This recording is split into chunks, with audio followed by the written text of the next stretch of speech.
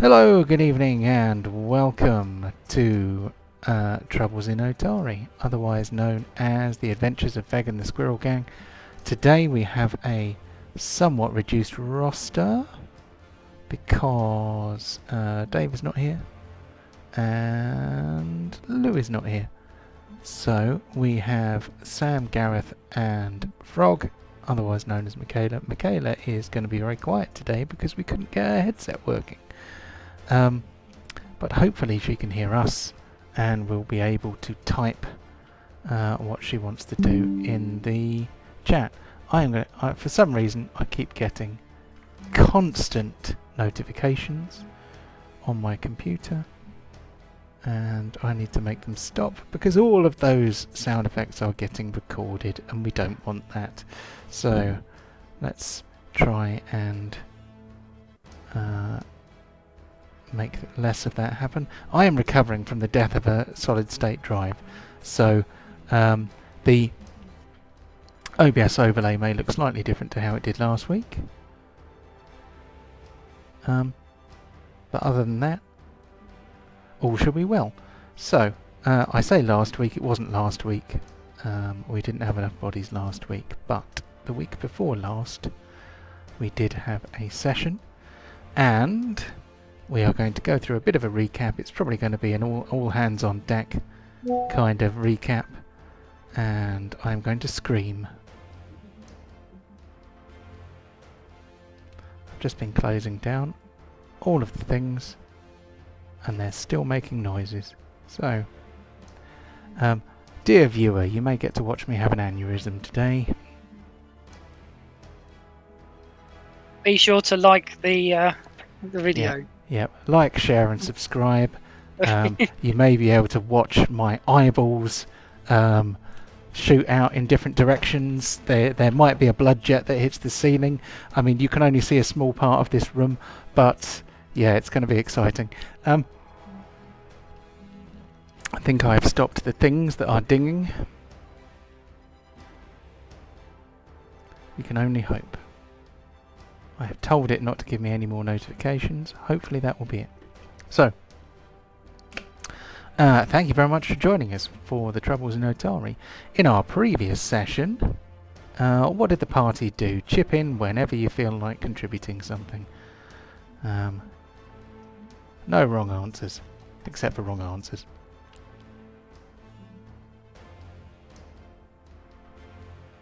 Okay, so in the previous session, the party had just finished fighting a gang of kobolds. The kobolds had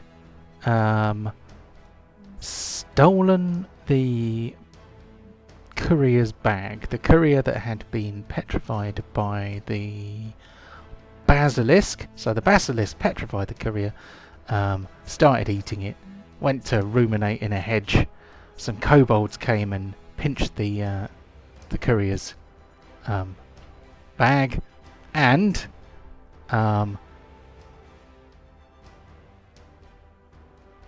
they were arguing over how to divide the spoils and how to open the bag because it was tied up with some cunning knots.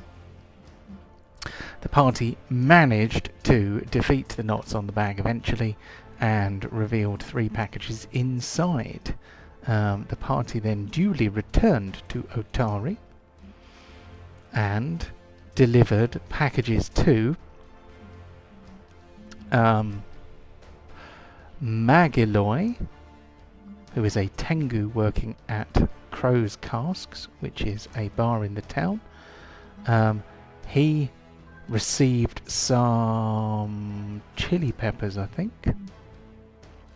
Is it fire mushrooms or something? Something like that.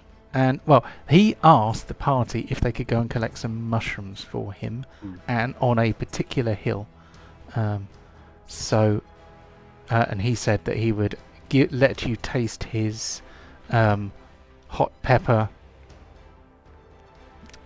drink when he finished making it. If you brought him some mushrooms. You also went to the big wheel There's like a big water wheel thing, and there are, what are they called? Flumes, log flumes. Is that what they call them? There are log flumes where logs are coming from logging camps to the north of the town, and they're being ferried by these log flumes down into Otari, and then off to sea or to wherever they're needed. The foreman of the site is Claught Hengus, and he received a package which I seem to think was a set of pins that were created in the image of gladiatorial swords, I think. He asked the party to go and investigate some fires that had broken out by the flume, and furthermore, there was someone who lived outside the town called Abanye Niana. The party followed directions to his cottage so that they could go and deliver an item to him. But when they got there, therefore this is where they are now,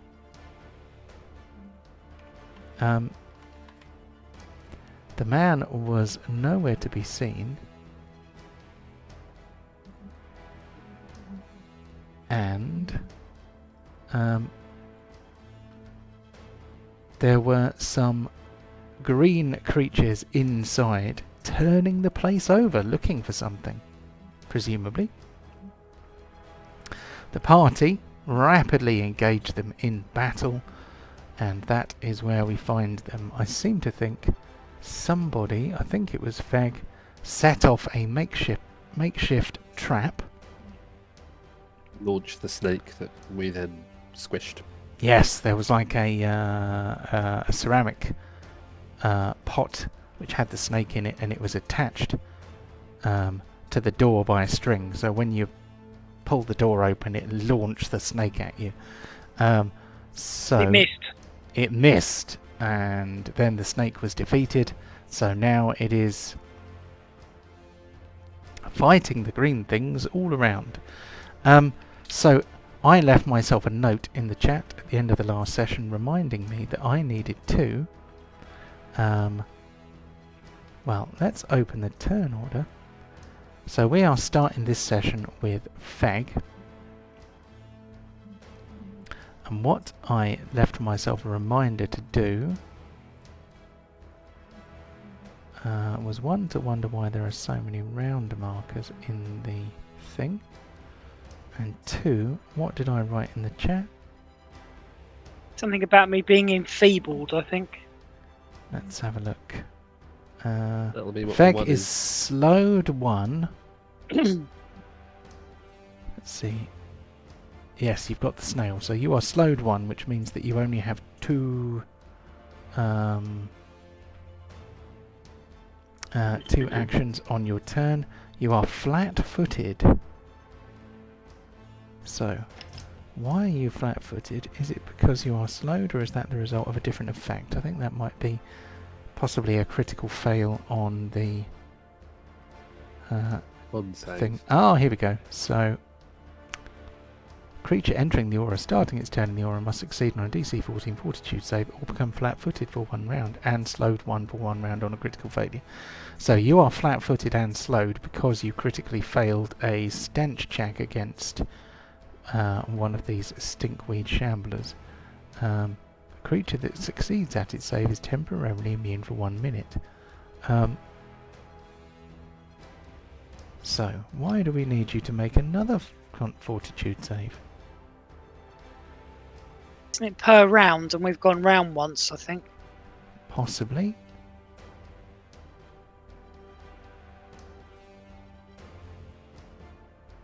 Oh, right, yeah, yeah. Okay. Did it say with slowed that it was only slowed for 1 round? flat-footed for 1 round and slowed 1 for 1 round on critical failure. Yep.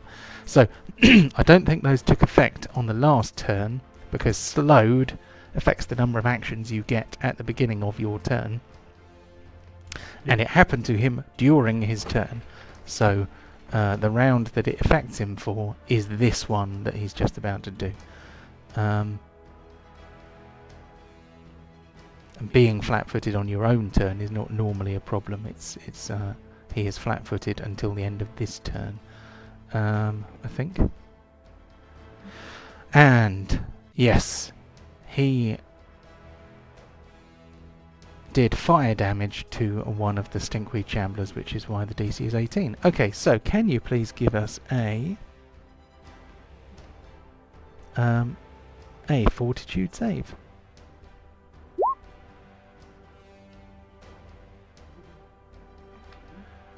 Okay, so you are going to continue to be slowed. It's only 1 round though. Okay. So I don't know. I'm not sure why I wanted you to take another fortitude save, but never mind. It is Fag's turn. So what does Fag want to do? Bear in mind you have 2 actions this time. I'll move to there being 1, and Okay. given I've already hit it with the flaming sword, so I'll have that in my hand. Yep. Presumably. I'll just hit the one there then. Okay. So give us an attack. And I am flat-footed, aren't I? You are flat-footed, but he He's is not. flat-footed. He is flat-footed because he's flanked. Oh yeah. So yes, select flat-footed, but it's not that on that thing. That's for whether your enemy is flat-footed, not you. And I think if I've done flame, did you say I've done flame damage on one of them? So your sword does 1 point of fire damage every time you attack with it. When you spend an action to stoke the flames, that gives you an extra d6. And I can't remember whether you did that last week or not. However, regardless, you only got 1 action left, so you wouldn't be able to stoke the flames even if you wanted to. I have to do that each time I hit, don't I? Yeah. Sorry. Well, stoke the flames only works once every 10 minutes, so you can't keep doing it, and it costs an extra action to do. Kind of thing.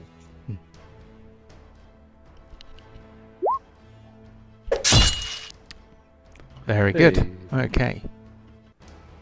So, God, he gets a 20 when he rolls a 9. First damage already done. Max damage. Yep. So that's all Fag can do because Fag is slowed.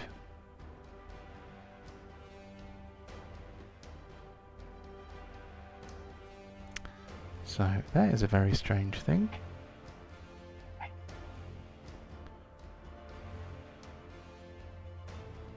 Right, so I am going to move us on to Ardria. Now, I don't know how Michaela is going to tell us what she wants Ardria to do.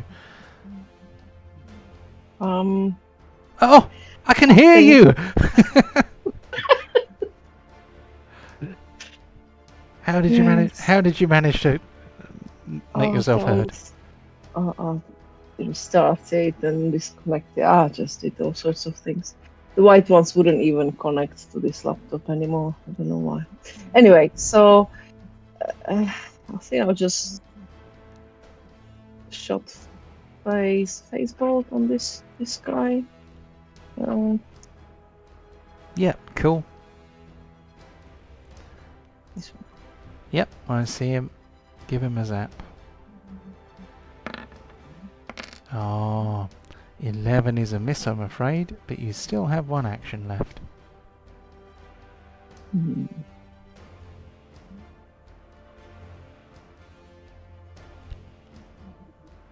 Although...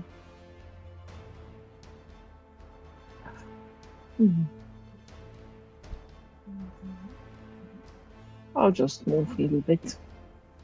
Okay. So let's move on to Stinkweed Shambler number 1. So, can anyone remember why Captain Fuzzy Paws might have a thumbs down next to him? I think he failed the fortitude save, Ah, great. Okay. So, but not critically.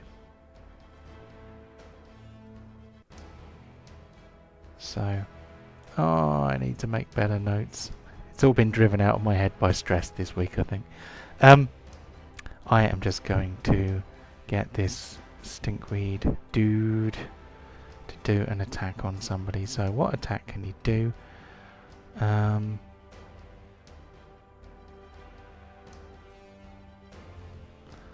So can anyone remember whether they have passed a save or not?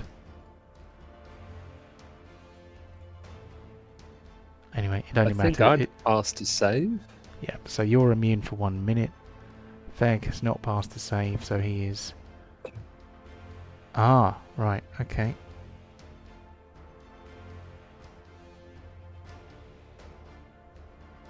Oh, both of these effects last for 1 minute. That's why I needed him to do it, because he is affected by stinky leaves, not stench. Okay.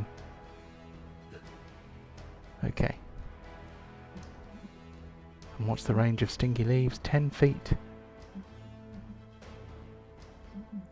Okay, so basically, anybody within 10 feet of this stinkweed shambler here.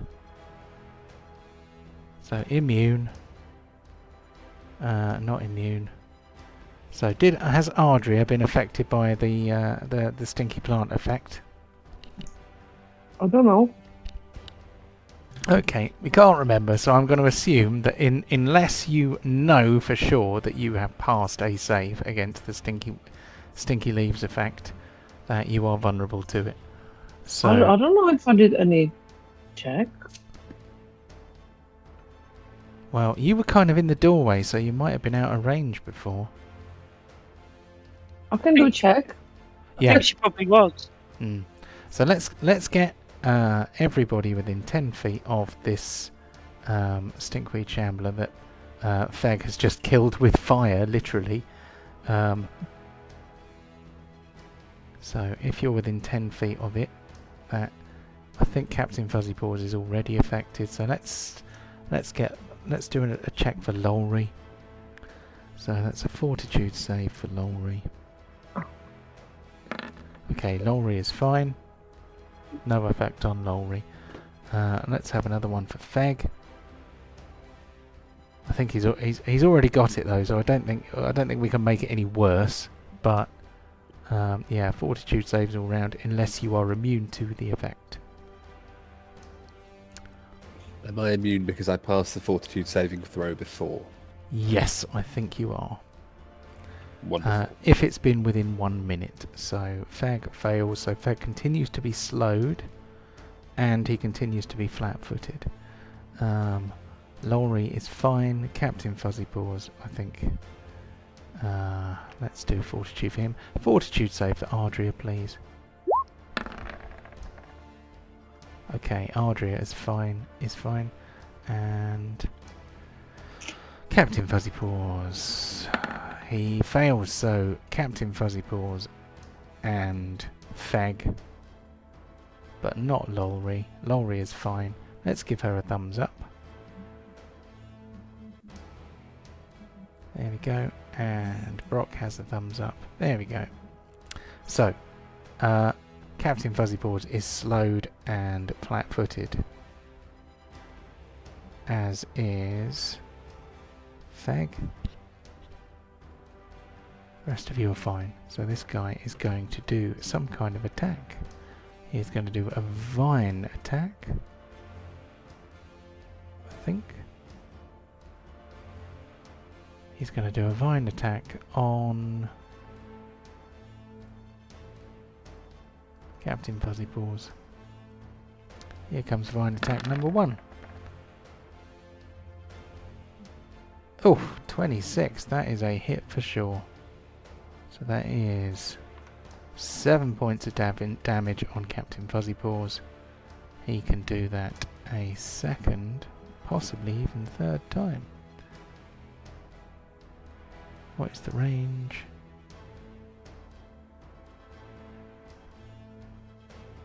Assuming it's only 5 feet because it doesn't say it is any longer. It would say reach if it was longer than 5 feet, wouldn't it? So he's now going to try and smack Lowry. 25, okay. So that is one for Lowry too. That's a good roll for a second attack. Yeah. It is an agile attack though, so the negative modifier is only -4 instead of -5.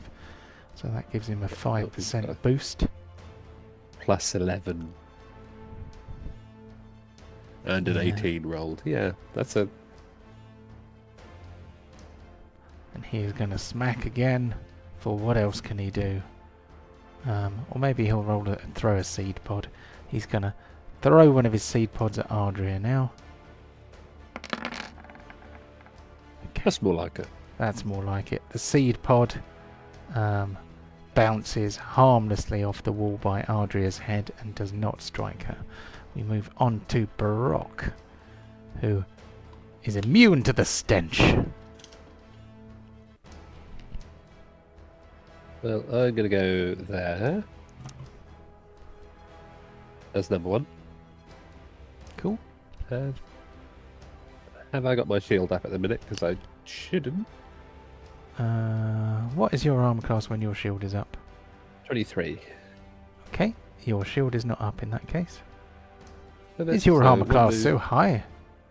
It says 23 on there, but bear in 21 mind. is standard, 23 with a shield. Cool, okay. My job to be tanky. Very good. Take number one, flat-footed. Ooh, fuck it out. I'll do it. Boom! Okay, Smashed him to splinters. yeah. We can he's- use him to light the fire. Oh no, they smell bad. We won't use him to light the fire. That went terribly last time. He well- smells even worse now because he's been bashed with a bludgeoning weapon which has allowed his juices to flow even further.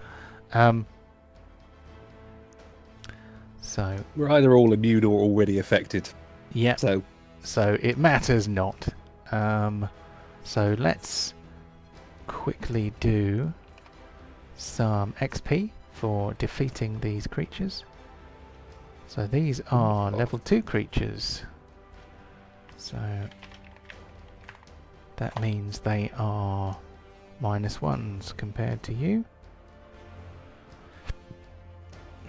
So party level -1 is 30 XP a piece, which means what you are about going to the get. large snake?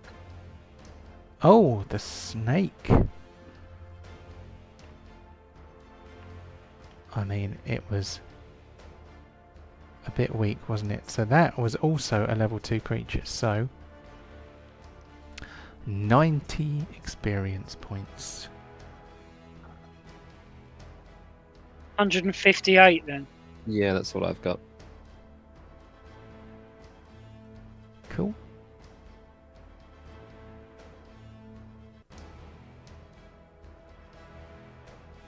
And I might change the music, see if I can find something a bit more restful for a post-combat phase.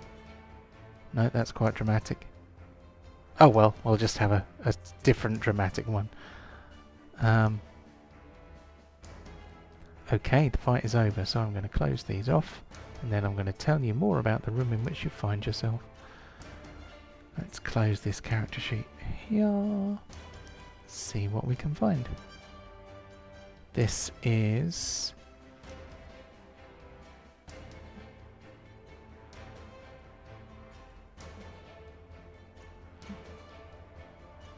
Let's see. This cottage appears to be in shambles. I would say in a shambles, but maybe they use the word differently. On the other side of the pond. This cottage appears in shambles, with dried herbs, candles and crockery smashed and scattered across every surface. A narrow bed is tucked into an alcove along one wall. A large This- armoire. Yep, that's the bed. A large armoire lashed shut with bright green vines stands near the bed. An unpleasant odour like rotten garlic fills the cottage. So I'm going to move these stinkweed shamblers out of the way. The armoire is right next to where Brock is standing. This one. Yes. Shall we see what's in it? Well, it's currently lashed shut with vines, but you can hear some banging from the inside.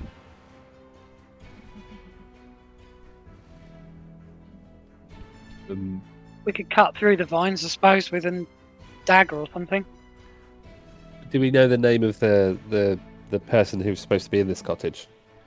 You do. His name is Abanye. I forget his surname. Abanye Abanye will do. Liana. But yeah. We'll sort of try and calm whoever's in there and ask if it is Avanye. Sort of, don't worry, Avanye, we've killed all the big smelly stick things. We'll get you out in a moment. Oh, that's a relief. Oh, get me out of here. I can hardly bear the stench any longer. Well, your wonderful furniture is currently covered in vines. Do you know anything about the vines that might help us get rid of them? Oh, well, I don't think there's anything very special about the vines. Hopefully you can just cut them. No problem. We'll have a go at cutting them. Stay back from the door just in case we, I don't know, get a bit keen. Okay, so are you gonna cut them? One of us is going to have a go at cutting them. Does it look like it's a strength kind of thing, or does it look like it's a dexterity kind of thing? Oh, let's say it's a dexterity kind of thing. That's not necessarily my forte. It's Feg's forte. So, Everything's Feg's forte. yeah. I better come over and get the old dagger out and No, have a that's go. it. Okay, give us a dexterity check then. Let's see how you get on. Could Lolry assist? I imagine, from vague memory, her dexterity is quite high. Her dexterity is her dexterity bonus is double what Feg's is, so. But that'll do. They're only the cat's vines. coming too. They're not trying to escape. So Lowry just says, "Oh, cut it there." So out comes Abanye Niana. I don't think I've got a token for him. So we'll just have to imagine what he looks like. Before I know we won't going to be leaving the room for a little while yet, but I can hear Lowry saying, "Loot their bodies, loot their bodies." Oh.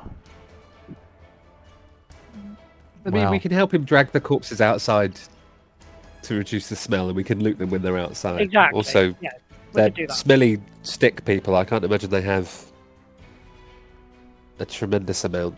No, but worth You mentioning might- it just in case, I suppose. You might be able to extract some smelly sap that could be used as a potion ingredient or to poison a weapon or something, maybe. Yeah, Hmm. you can take the fangs out the snake. Same thing. Yeah. What I ain't for? no alchemist or nothing. I'm just a dwarf with an hammer.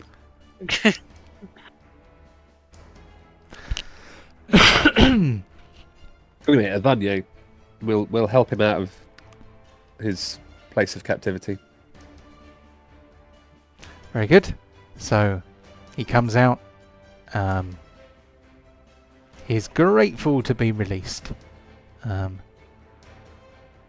And he climbs out. He says, "Oh, thank you for freeing me. That was horrible. those creatures, nasty things. Those are. I'm going to show you the handout.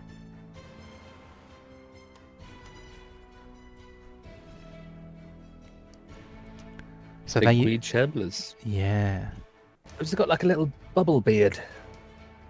yeah. Where's, I think those are daisies. Oh yeah. Not ones you want to smell though. No, let's blow it up a bit, and then make it go away.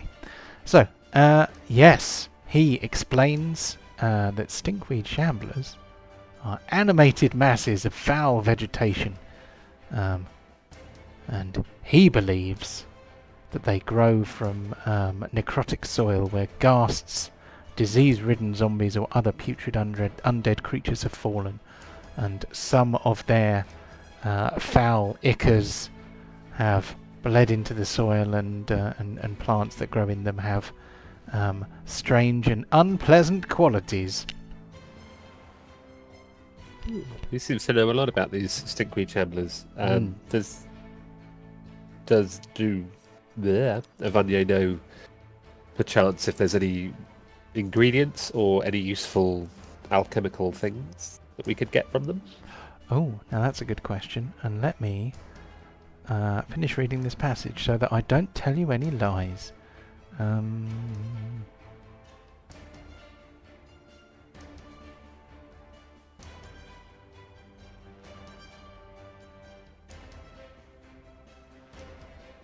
Oh, interesting.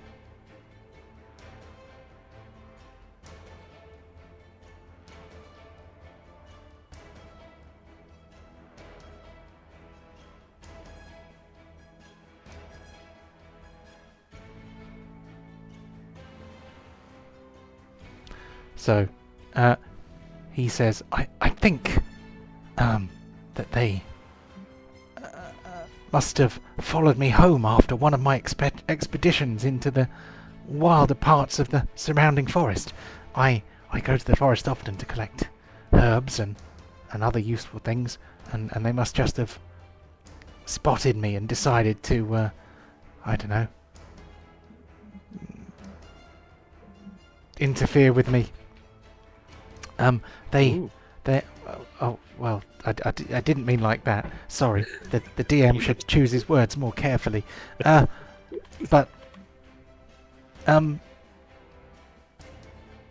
yes, nasty creatures. Thank you for, defeating them. I don't know what would have happened to me if they'd left me caught in, stuck in the armoire.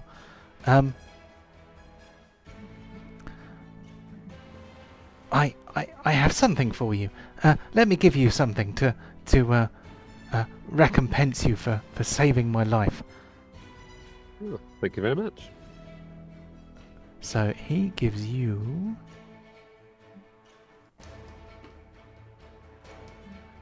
a scroll.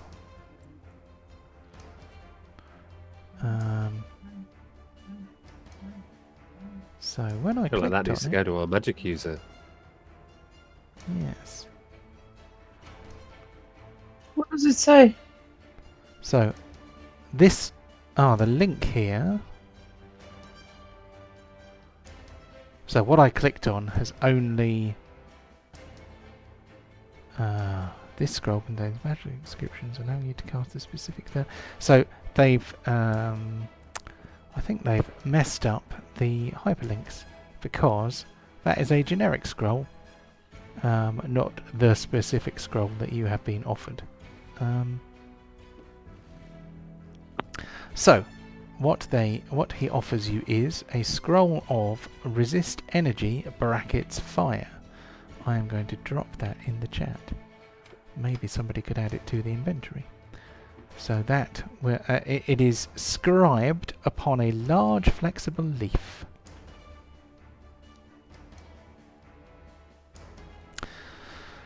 Yes, it's the least I can do. I hope it's useful to you. I hear there've been lots of fires breaking out lately, so maybe this will help to protect you. Oh, well, that's kind of you. We hope we've dealt with the source of some of the fires. There was some sort of hellhound that we have dispatched. Oh, nasty. Well, I mean, where there's one, there will surely be others. Well, hopefully we'll hunt them down. We came to deliver a parcel, actually. That's why we're here. Oh, really? Well, that's I think so. that's lovely. What is it? Well, it would be, I don't know. It's a parcel, isn't it? He takes the parcel off you. He looks at it and he says, "Oh, I've been waiting for this for ages." And he cheerfully tears off the string and the wrapping paper. We had bets that it was more pornographic woodcuts, but So you see no pornographic woodcuts inside. It says pornographic woodcuts. Oh, what? our friend Feg here is quite the connoisseur. Oh, okay. Well, I'll let you know if I come across any. The DM should choose his words more carefully. Oh God. Indeed. Okay. I'm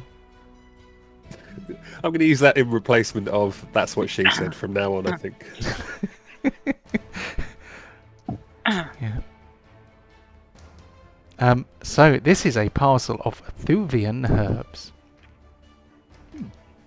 I am not sure what Thuvian herbs are, so I'm going to very quickly.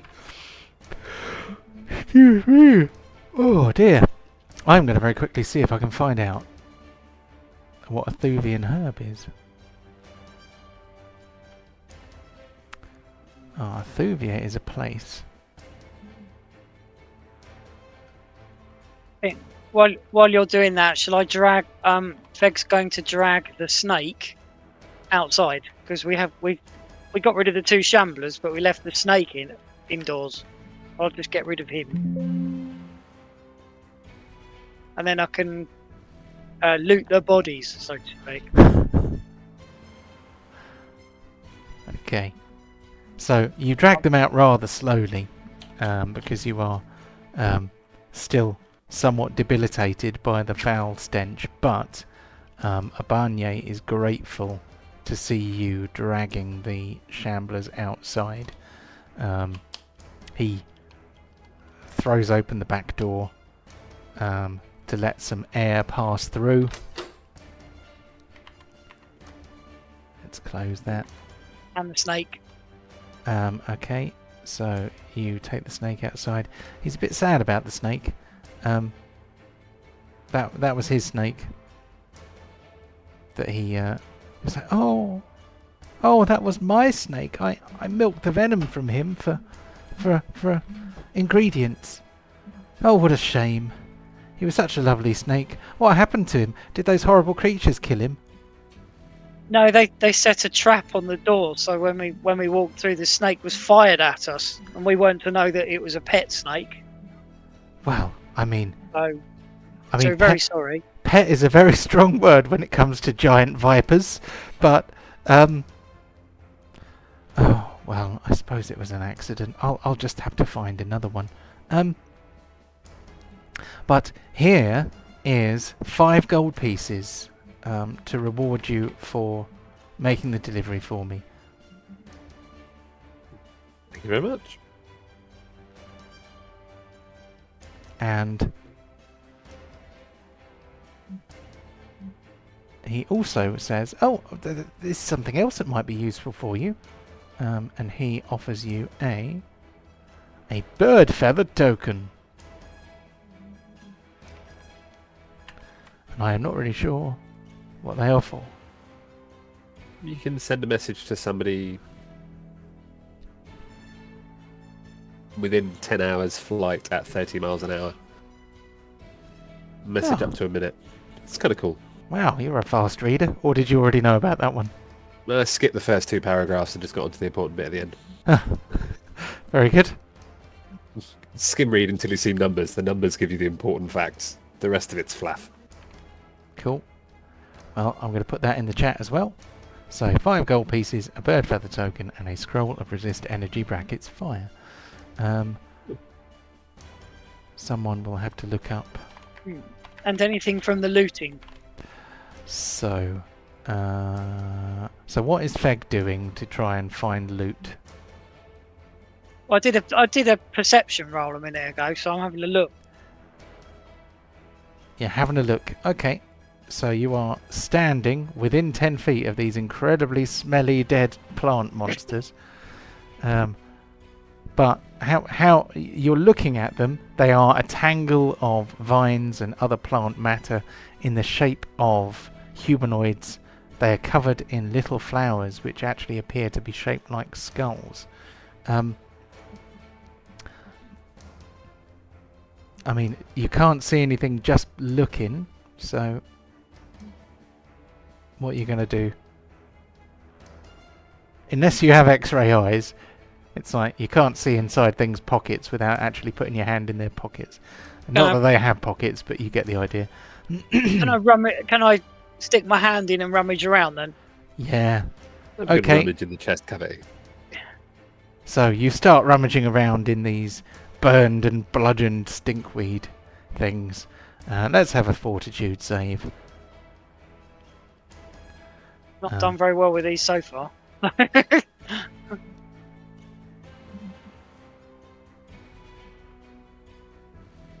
are you? And I still haven't. No, you still haven't. So, people indoors are you hear Feg outside violently throwing up. You can sort of hear the odd heave as he's rifling, kind of, and then suddenly, yeah, it sounds like an impressive amount of vomit has just passed. He does not find anything apart from misshapen vines and leaves and funny little flowers, and it all stinks.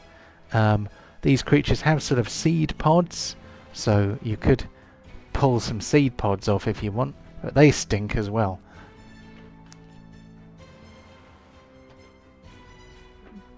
I'm busy puking. I think I'll probably pass on that. Probably. Maybe one of the others from in the room can. Yeah, I imagine the smell's gotten worse while I've been doing this. Oh yeah, So much maybe one worse. of the other. Maybe one of the. So it's got worse, so they'd notice it but not be affected by it because they're further away. Presumably. Well, So it's maybe starting to get one of them. it's starting I to was get gonna say- fresher inside. I was going to say maybe one of them says, "Feg, just leave it." I don't know. Does anyone try to dissuade Feg, or does he keep on interfering with these very smelly dead things? We can just hear him rustling around outside in some sticks, I guess. We could ask Avanye if their corpses need dealing with in a specific way to prevent them either coming back or causing more problems. You know, based on the sounds of our friend outside rustling through their dead bodies. That's a good question, actually. Well, I mean, I think the best thing to do probably is certainly not to bury them. That might actually do them a favour, but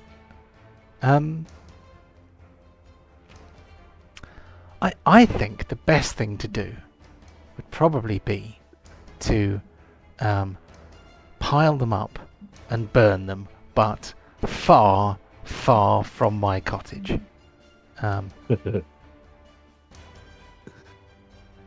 Okay. I've Well- got my flaming sword, so I could do that. We can drag them away and set fire to them in a minute. Thank you for the money and the gifts. Sorry for all the mess we've made in your lovely house. I think most of it was probably made by those bloody shamblers. Well, so if there is nothing else, I think we can drag those shamblers away and burn them for you to make sure they don't come back. Because we have some other tasks to do from memory. Oh, very well. Well, good luck in your future tasks, and maybe I'll see you in Otari sometime. Yeah, maybe we'll see you in town at some point.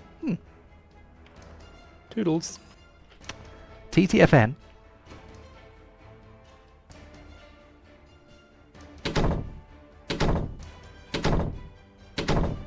Oh, We've good. broken the door on the way out. by the sound of Yeah, it. yeah.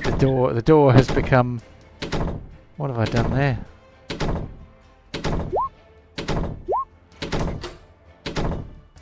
Stop. The door close sound has become. Oh, it's set to loop. Okay. Oops.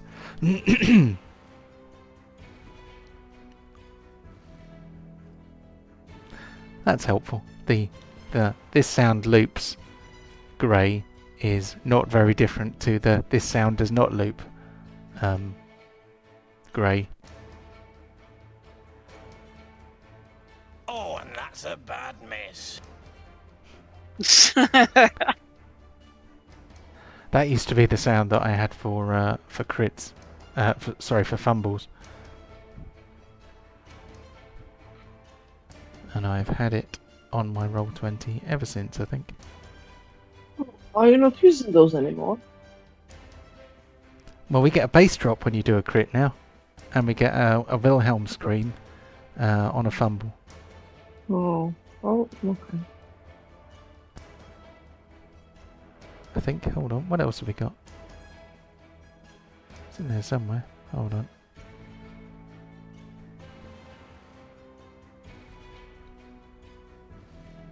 Where is it? Critical. There we go. So that's for a crit. Nice base drop. And fumble. There we go. Anyway. So, what's the plan, folks?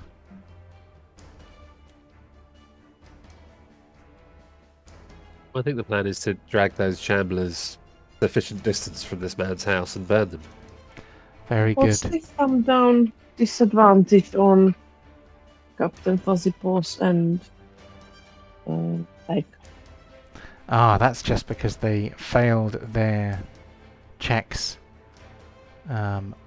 for the stench of the stinkweed shamblers. can I help them maybe somehow to get back to normal? I Might- think the fresh air is helping them, but if you have an ability that might help them, then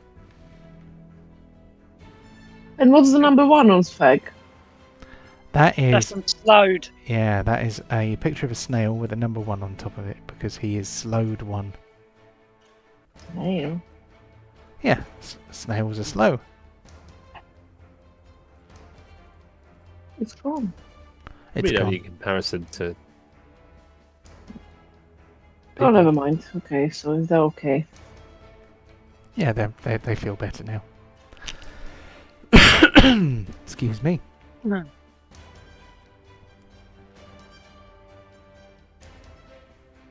If Brock gets one shambler, I'll get the other, and then if somebody can drag the snake as well, then we're all good. I mean, we don't need to burn the snake Yeah, necessarily. I'm not touching none of those. That seems fair.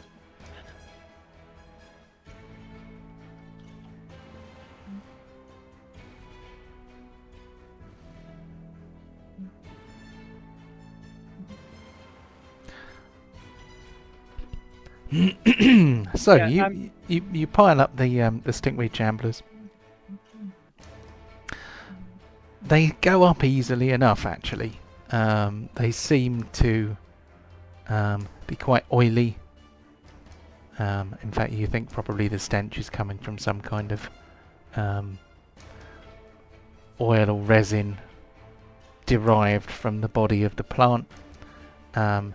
And it does seem to actually burn quite well. It's quite flammable. So very quickly, fire takes hold. And they are well alight. A thick, oily, roiling smoke comes from your impromptu bonfire. And it looks like they're probably going to burn to ashes relatively quickly. The smoke kind of wavers in the wind a little bit, but it's far enough from the cottage that it certainly won't be bothering a Barnier.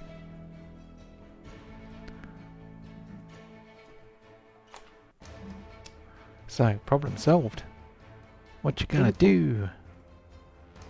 Well, we had another couple of jobs, didn't we? What were the other 2 jobs? So, the thought occurs. Let's get the mushrooms, isn't there? Or the whatever.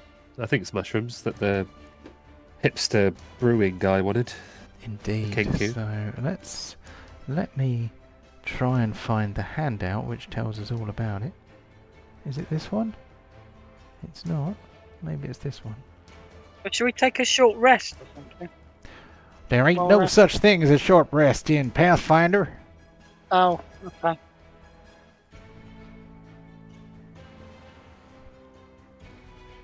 Do we need a short rest for anything? Is anyone particularly struggling? Well, I've got half my hit points, or half my health. Sorry.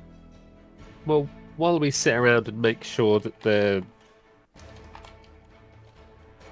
stinky shamblers are burning, every 10 minutes I can refocus and then I can do a lay on hands on them. So every 10 minutes I can pop back a fair bit of health.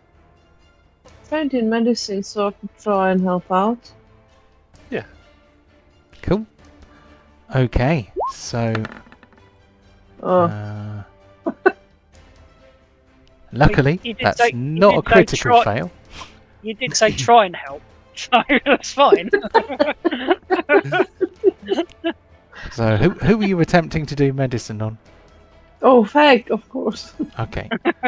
So Fag, It's just that the stench and the when I heard the noises that he was making outside, it just probably sort of set me back and was like, nope. And the vomit everywhere, and Yeah, it's like, ah. yeah, you're sort of reaching out, you know, kind of. Oh, you smell of sick. Kind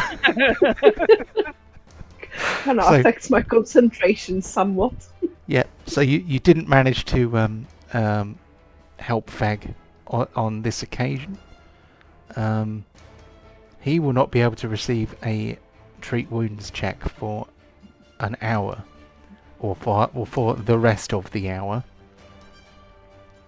But that does not make him immune to Brock's lay on hands effect. So Ardria could do a treat wounds check on someone else if you wanted her to.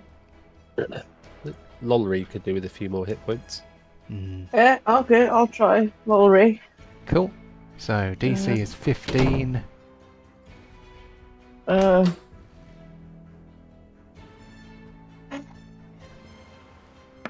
Hey. Very good.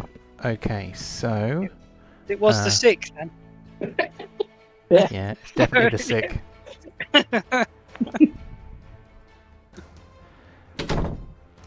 So that is 2d8 points of healing then for Lowry. So I don't know who wants to roll them. Doesn't really matter. Do you want to do it, my frog? Sorry, what? Can you roll 2d8s for healing for Lowry? 2d8. There we go.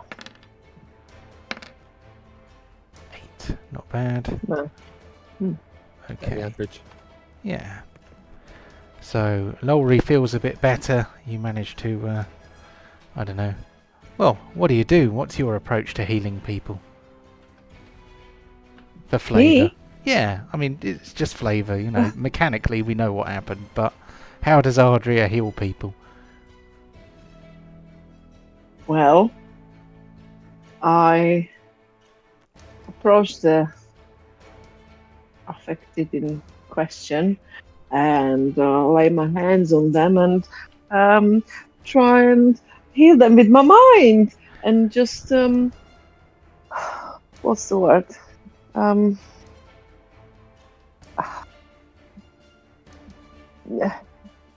Psychosomatic thing. I'll Placebo. transfer my Right. thoughts over to them so that they think they are healthy, and then they are healthy.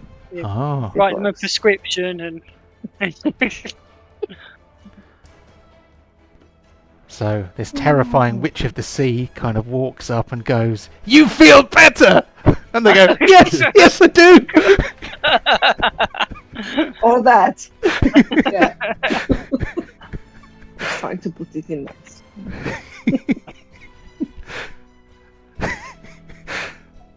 She's not that terrifying though, is she? She's I think her bark's worse than her bite. She's not scary at all, really. Oh, if you think so. Well, I mean, you don't play her as being too scary, but yet. Oh, exciting. Okay then. So, since Brock can refocus every 10 minutes, that is at least 2 lay on hand straight away because each treat wounds check takes 10 minutes. So, considering that we effectively have a source of unlimited healing, And I heal 12 now because I'm level 3. oh, nice. Okay, well, give us a few rolls just for fun. Oh, Two it months. just says it restores. It restores. Oh, there's 6 no hit points rolls. as- Oh, it's a as fixed level amount, 1. isn't it? Okay. Now So we're level 3, it automatically gets heightened to half your level rounded up, which makes it level 2, which means it does 12 hit points every time. okay, so that's 24 for Feg, which actually brings him up to full hit points. So Yeah. Feg is fine. We could spend another 10 minutes so that Lollery gets another round of healing, and 10 minutes so that Captain Fuzzyballs gets another round of healing. We could Yeah. spend 40, 50 minutes making sure all these things burn properly. It takes time. Yeah, cool. So Captain Fuzzy Paws is at full hit points.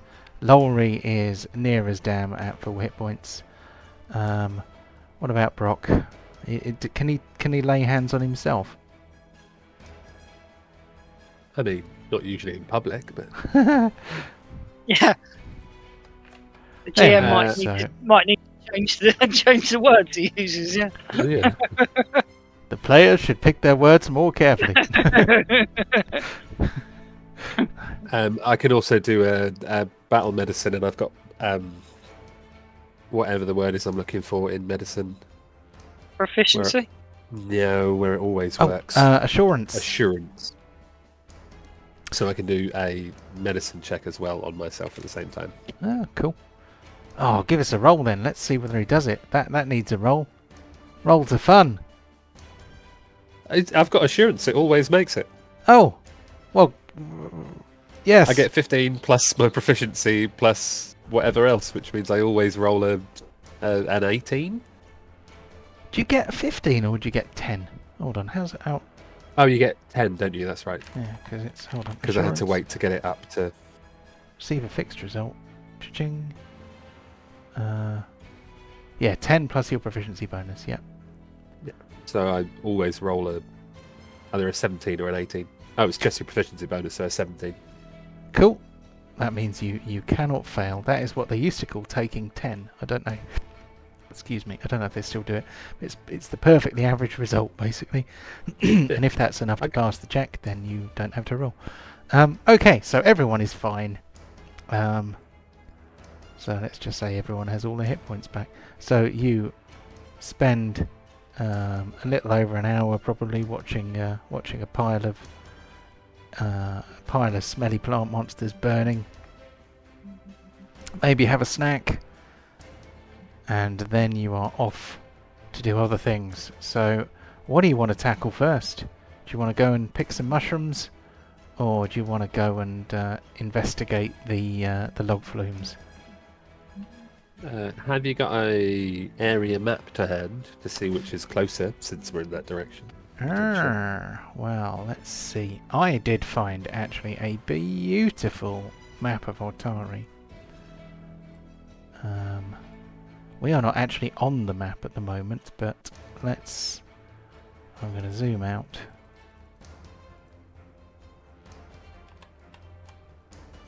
And I need to zoom out on this one too. There we go. So, I mean, these are the log flumes here.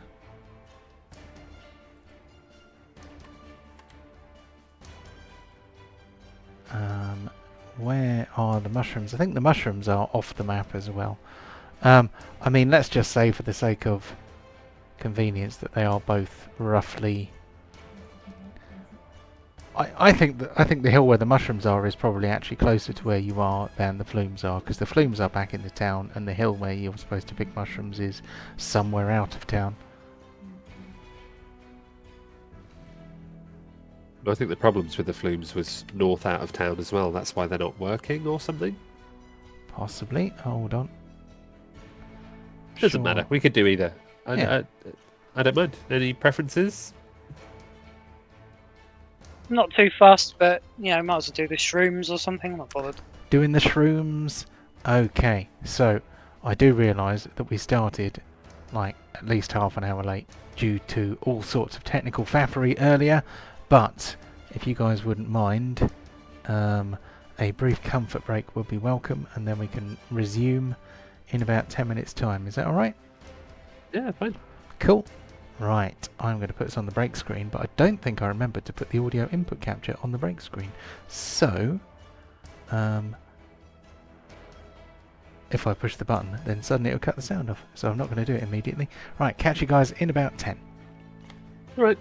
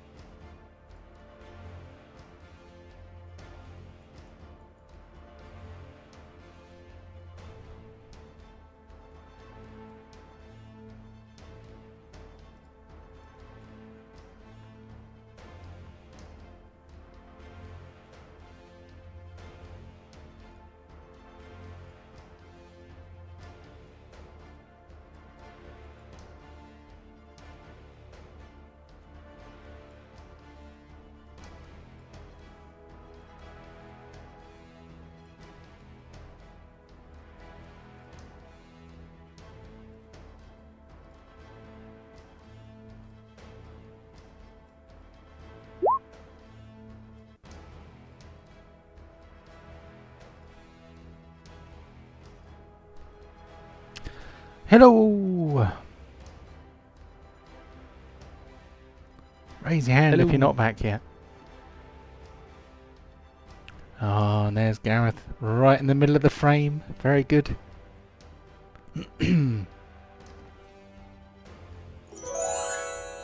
Ooh! Very clever.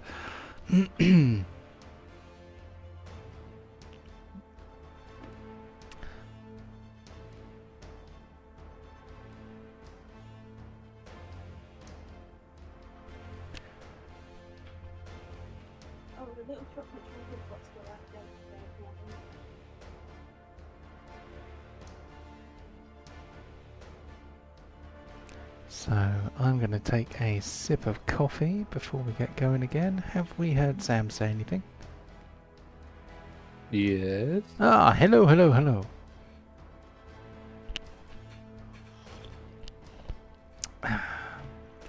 So, I need to open a handout. I could not pause the recording because apparently I have got the settings wrong on OBS since I reinstalled it, so I'm going to have to go back in and change it. So,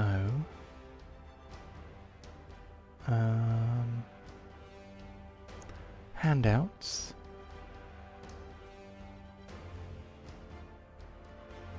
Will be in here somewhere.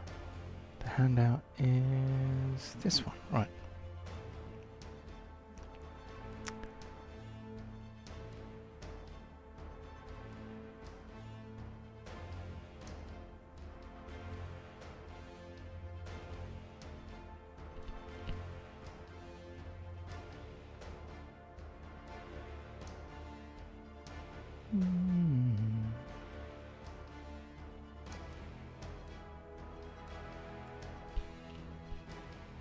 So, Magaloy, Tengu, who you delivered spicy peppers to from a trader in Absalon, asked you if you would be able to go and get her some rare copper-cap mushrooms for her latest beverage experiment. She knows they grow near Slab Hill, an out-of-the-way landmark about an hour northwest of town. So, she has told you where you can find Slab Hill. So, are you going to go there is the question.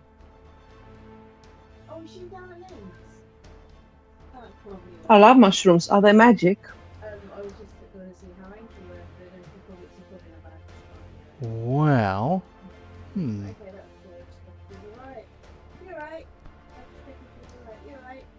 I don't think they were magic. I think they were just rare. But this is the conversation you had with her last week, so she can't answer questions anymore, being as she is somewhere else. Yeah, I think that was more not really a question. But okay. Oh, okay.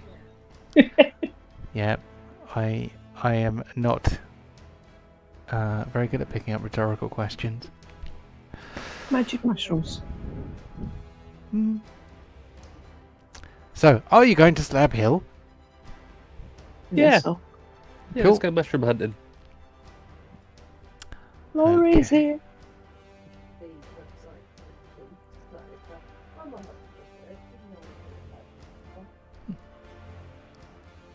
Oh, it's not big enough. That's annoying. I need to That's make what it my bigger. doctor said. I'm going to zoom in, but what I must remember to do, in fact I might even add it to my to-do list, is make the please wait the GM is doing things page much bigger. Make the GM is doing things page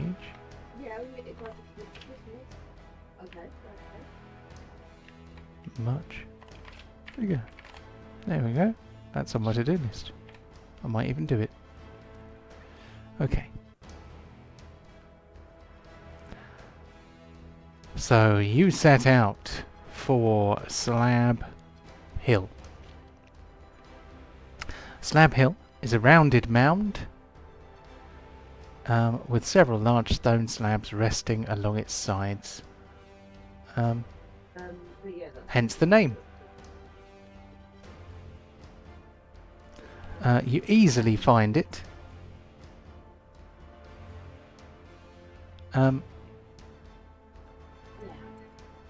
And you proceed to where Magaloy told you would be able to find the mushrooms. And you find the bases of mushrooms that have been recently picked. As if the crop of mushrooms that you were hoping you would be able to get has already been taken.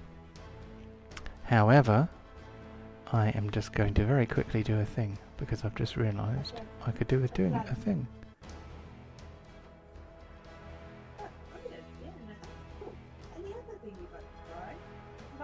Now, I need it to be polygon. There we go.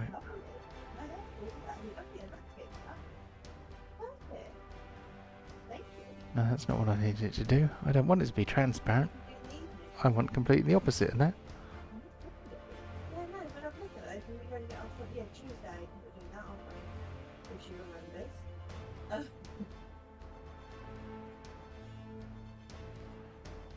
Sorry.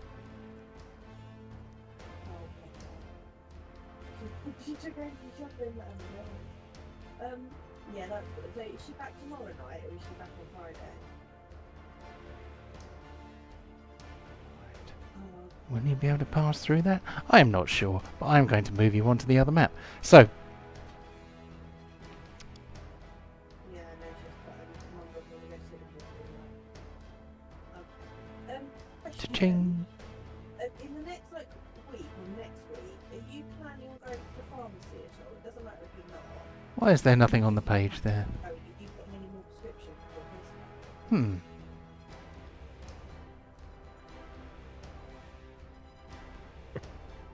Oh, yeah, 'cause Apologies. I do not know what's gone wrong here. I thought I had that one.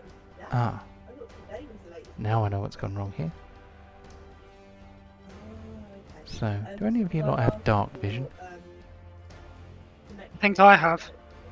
I don't know, the little I have it as a natural trait, I think.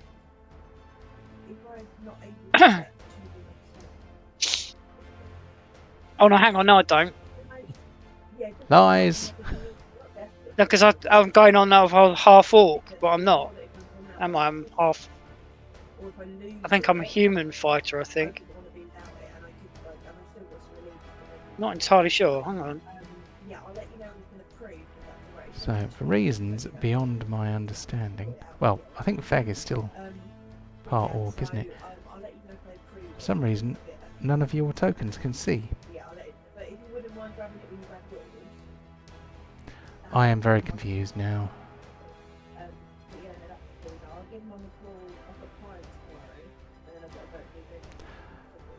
Can any of you see anything? No. Yeah? Okay. Oh, hang on. There's something in the corner. In the bottom left corner. That's where we are. Ah, Oh. right, Yeah. there we go. Ha Yeah. I think I'm just going to assume you're coming to me for Christmas, and if you don't, I'm going to see Boxing Day anyway. So, yeah. But so I'll Right, I'll have it- so- when I see Mum on Tuesday, I'll make I was sure just looking in the wrong place, so I'm going to zoom in, just gonna double check that's in time. or at least try to. Come on. Yeah, that's fine. Chin, chin, chin, chin. And then I will tell you what you see, at last, Food-wise, somewhat belatedly. All my handouts have gone! How very dare you! there's a couple of options. I'll ask Mum what she wants. One of them's like a butternut squash thing. So, I wonder if this is going to show up on the recording. I can hear Lou's Christmas dinner plans in the background. Both of them are pretty, like, they're both really Oh. moving. Apologies, 1 second.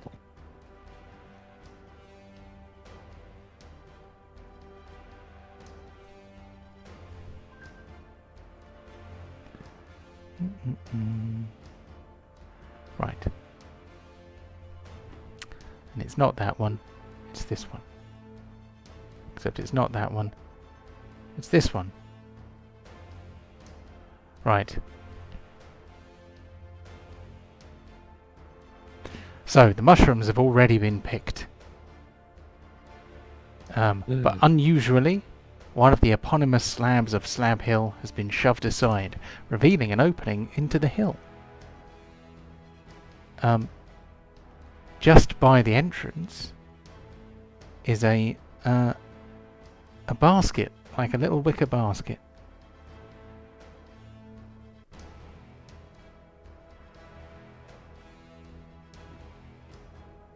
Would you like to look at it? Yeah. Okay, so just by the door is a wicker basket, clearly discarded in haste. This is a wicker basket containing coppercap mushrooms. Huh. Is there how big is the wicker basket? Kind of average human made thing, or is it a little one, or is it a big one? I mean, it looks like it would not be out of place in human hands. Carefully worded. Could we do some form of check to see if we can identify the kind of animals or creatures or whatever? Or see if we can find more information if there's footprints about how many creatures were there, who was running away, how big they are, that sort of stuff? You can certainly try. So we will be after probably a survival check, I would think. I mean, that might be a lolry thing, but I'll throw in a survival check. Could Either be. survival or nature. So survival 25, that's pretty good.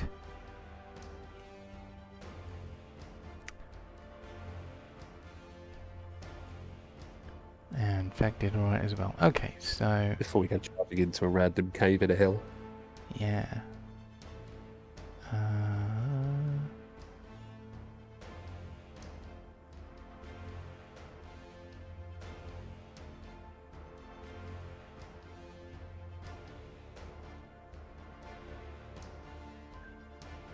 Okay, so just very quickly trying to digest how track works, and I think I've more or less got it.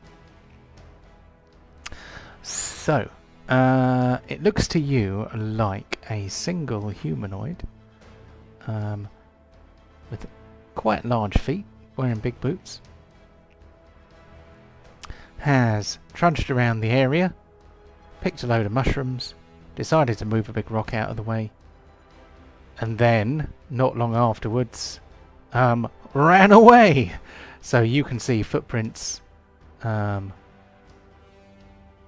me have a quick look. Let me make sure I don't tell you a lie.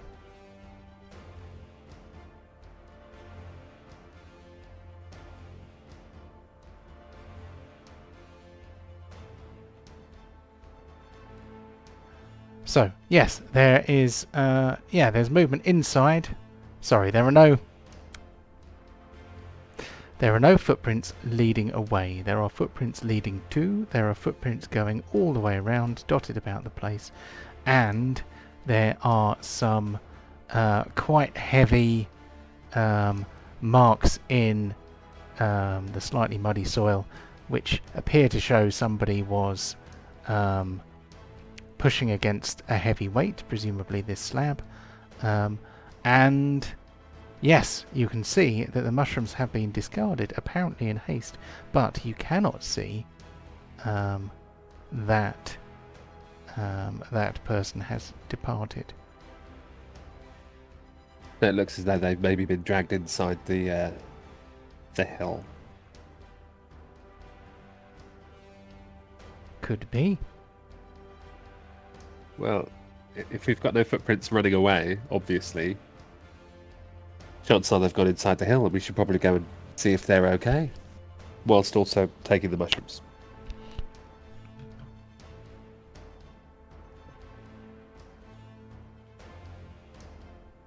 Does that sound like a plan, everyone? Yeah. Sounds like a plan.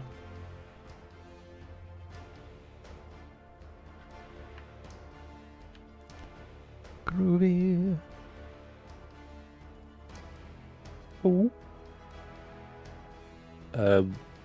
What is going to be the best concept? Oh, if I do... it's not going to give me a good answer. Whether or not that was a sort of man-made slab or a natural-made slab. Oh, Curiosity rather than anything okay. else. That is interesting. So, Pretty square cut according to the picture. yeah. So, Imagine with lore these- skills. Mining, I'd be able to tell whether it had been hand carved or whether it had been naturally formed. Yeah.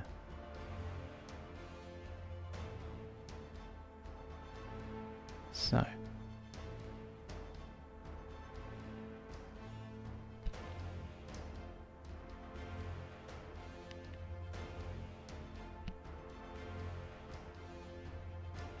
Okay, so I need to, at some point, read properly about lore skills, because I've never actually come across using one before.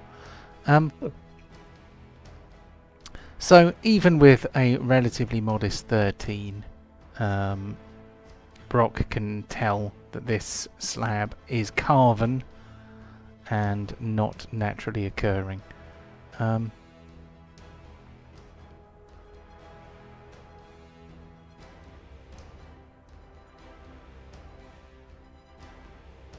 Yeah. Can we tell if they're big carving marks or if they're little carving marks to maybe give us an idea of the size of the thing that carved it? The scale of the door and the slab that presumably covered it appear to be the usual humanoid sort of size, so medium creature. Probably not much, probably not much taller than 6 feet, if at all. Just humanoid generally. Okay.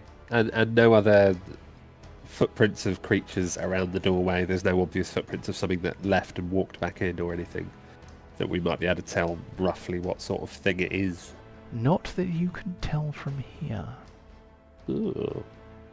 Okay.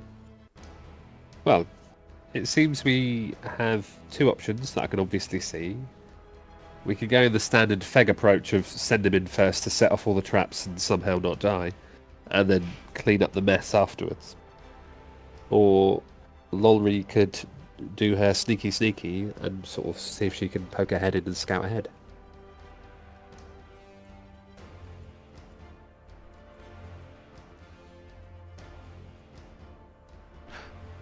Any votes on preferences? What's it to be? Well, I should give somebody else control of Lolry. Do you want to take on Lolry, Sam? Yeah, I can do. Okay. Here we go. Ching. And I shall also make it so that you can control Captain Fuzzypaws as well. A bit cautious, I would prefer the sneaky bit. Seems like a plan. Cool. I could always send Aiden, and because he's quite small, so maybe he could poke his head. Oh. Yeah. He doesn't always listen to me. His thing, his own thing. I mean, is he able to communicate to us what's inside there? Or is the cat just going to walk back out afterwards and just,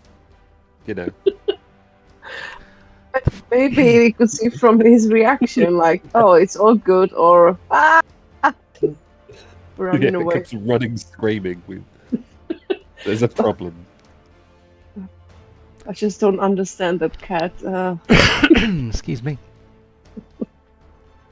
Well, let me quickly explain how familiars work. So familiars are not technically actually animals. They usually use their owners. They're actually spirits in the shape of animals, They normally use their owner's abilities. He seems to have a ton of skill points though, and I'm not sure why. I need to revisit Aiden and try and make sure that we've got him right. But he has every dawn when you pick your spells and all that stuff. You can pick 3 attributes, 3 feats basically for your familiar. The current feats it has, because they've never been changed, are amphibious, dark vision, and independent. Independent means that if you don't command your familiar, it still gains 1 action each round. So I had forgotten that altogether. Yeah, typically you still decide how it spends that action, but the GM might determine that your familiar chooses its own tactics rather than performing your preferred action. So that's just for fighting. Well, I don't think it can fight. No, I mean it says round, so that's usually when it's... Yes. So it can perform 1 action each round, so it gets an action whether you command it or not. Or rather, if you don't command it, it gets 1 action. If you do command it, it gets 2. So you can actually tell it what to do, but I can overrule that because it has its own mind. But at the moment, he doesn't have the power of speech, so you can give it that ability at dawn if you wanted to. So I'm hoping this doesn't change too much in the rules remaster, because I think Roll20, they've brought in the rules remaster by default, and I haven't got the book yet. I pre-ordered it ages ago in October, still hasn't arrived yet. I've got the GM core, but I want the player core because presumably that will have all the rules in it. I don't know, I must look at it at some point. Anyway, enough of my inane wittering. Do you want to send the cat inside? Well, I mean, clearly I have troubles understanding this concept at all. So let's just stick with Lorray and her sneaky abilities. It's all right. Okay. I mean, I could send the cat, but he might not listen and do his own thing. I mean, the cat can follow Lolry, that's fine. So, I'm going to go near the door. And I think Captain Fuzzy Paws will come by the door as well. So that if anything goes wrong, we can get in there and help. Because Lolry is a fetchling, she has a couple of special things. Cool. One of them is that. Slink. Cool. So as long as she ends in at least partial cover and it's a dim light area, which from what I understand it is in there, she cannot be observed. Assuming she's passing her stealth checks. You can move 5 feet farther when you take the sneak action up to your speed. Hold on. So sneak means... Sometimes I miss the almost complete lack of rules of D&D 5th edition. Stride up to half your speed. Okay, so you can only move at half speed whilst sneaking. But Lolry can move 5 feet more than that, because she is faster when she is being sneaky. Is that right? Assuming that it is in dim light or dark. Yeah, it's pretty... Well, there is... You are outside and it's daytime, and there is light shining in, but it is dim inside. Wonderful. Lolry also has Terrain Stalker, but it doesn't state which terrain. Oh, well, that's not helpful, is it? Hold on, let's have a look.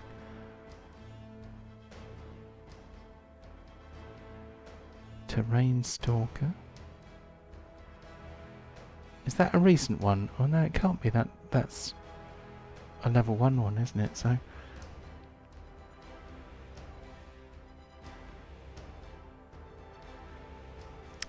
select one type of difficult terrain: rubble, snow, or underbrush. I don't remember this ever coming up before. I mean, given the options, I imagine she went for rubble. Okay, well, let's... oops, I have just accidentally dropped it into the chat, but I am going to add that to the name of the feat so that we know in future. There That we it's go. rubble. Yeah. She may change that later if I've chosen something ridiculous, but it seems like that's exactly what would be the sensible thing to choose. So, So, given that it's dim light and there's a chance of rubble in there, she could be remarkably sneaky. If there's rubble, she doesn't even have to try and sneak. It automatically sneaks. see, as long as you move no more than 5 feet, do not move within 10 feet of an enemy at any point during your movement. So she'd have to move pretty slow with that, but that might not be a problem. Outside of combat, that's not really an issue. So, all of those things said, she needs to do a stealth check. Yeah. Ugh. So, is Laura heading inside? She has to now. She can't back out. Yeah. She's rolled a stealth check. Can you see if you can pass through this barrier here? I don't know if it'll let you or not. It does not. It does not. Curses. What I might do then is...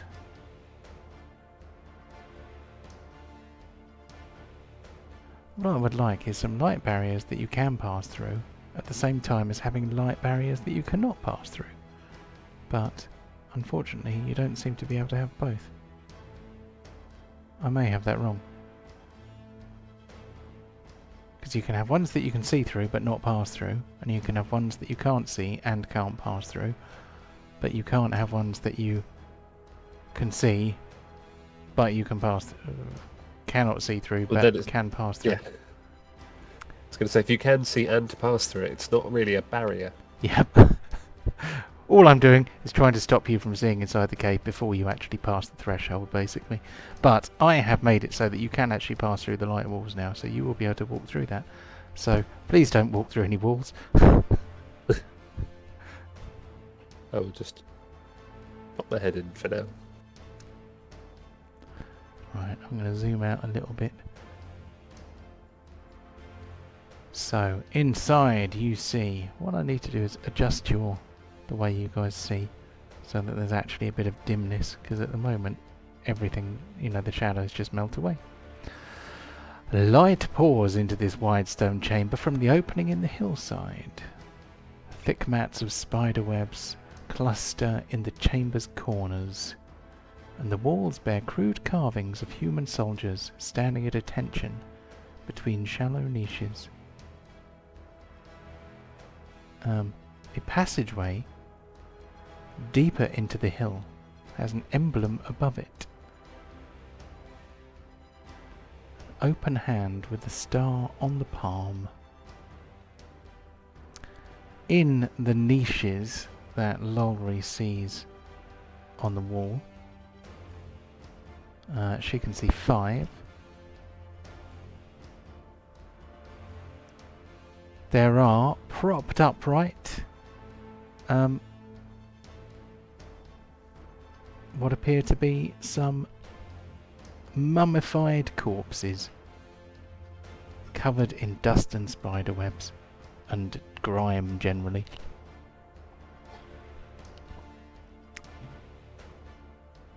But otherwise, no obvious anything alive. There does not appear to be anything alive. Could you have a quick check for... I was going to say traps, but... She does not spot any traps. Okay. Then she is going to pop her head back out. explain everything she has seen to the others.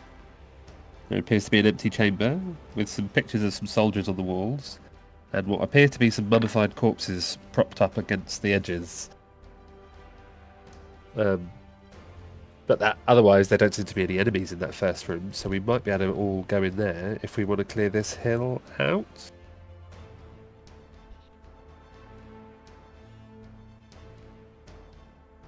Sound good, everyone? Yeah. Yeah. Yeah. Cool. Right, well then, Lolry is gonna pop in there. Is gonna pop in. As is the bear. Cool.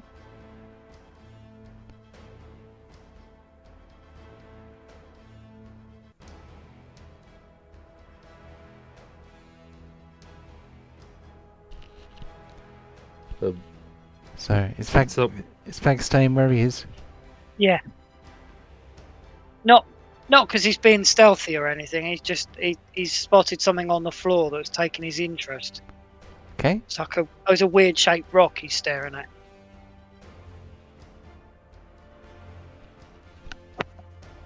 So He's also in the way Yeah. as well. So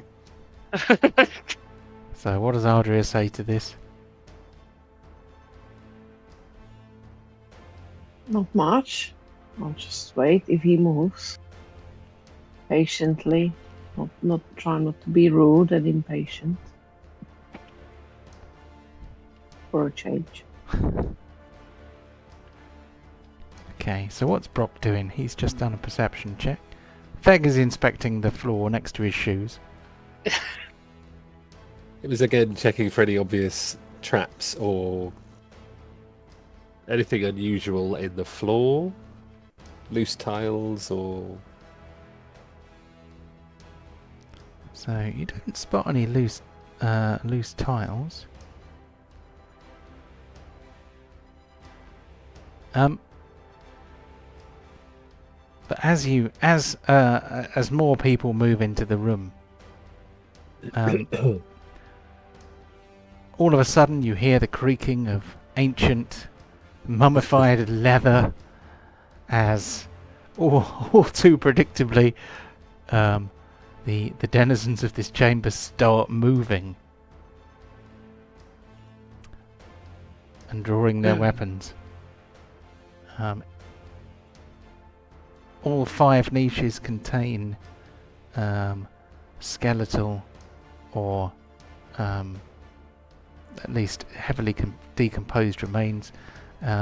They lift their scimitars. One of them speaks in a chilling voice. Its words are... Well, let's see. I don't think any of you will be able to understand what it says. What languages have you got?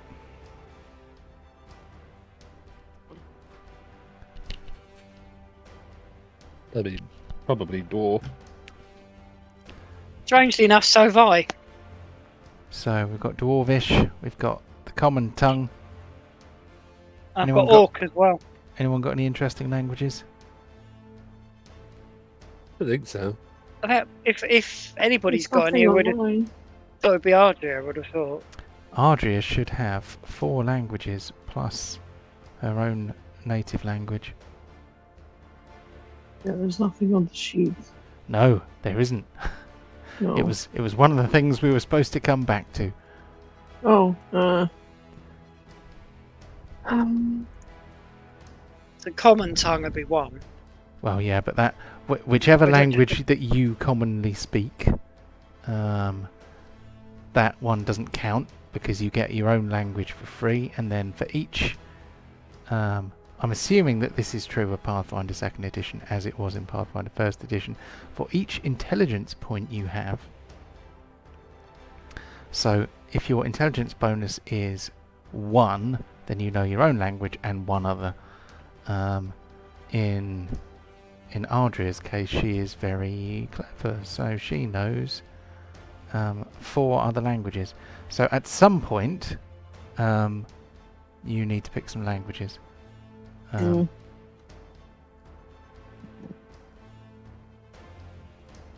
But let's So assume. if you need a plus point on your intelligence, that means Feg probably communicates with grunts. Yeah, he's got intelligence bonus 0, so he only speaks his own language. And you don't have any languages on your character sheet either. So Well, I know Orc is actually fluent with Dwarf as well. That's a trait thing. But beyond that, is it? it's a trait thing. Yeah, Where is it? it was in the book. So you are a half orc. That is probably a heritage thing, isn't it? So Yes, or heritage thing. Yeah. So, one of your parents was an orc, or one or both were half-orcs. You have a green tinge to your skin, and other indicators of orc heritage. You gain the orc trait, half-orc trait, and low light vision. In addition, you can select orc, half-orc, and human feats whenever you gain an ancestry feat. Okay? So, it doesn't say anything about languages, but I'll take your word for it.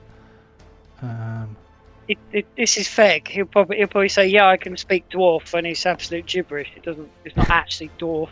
Yep. So, anyway,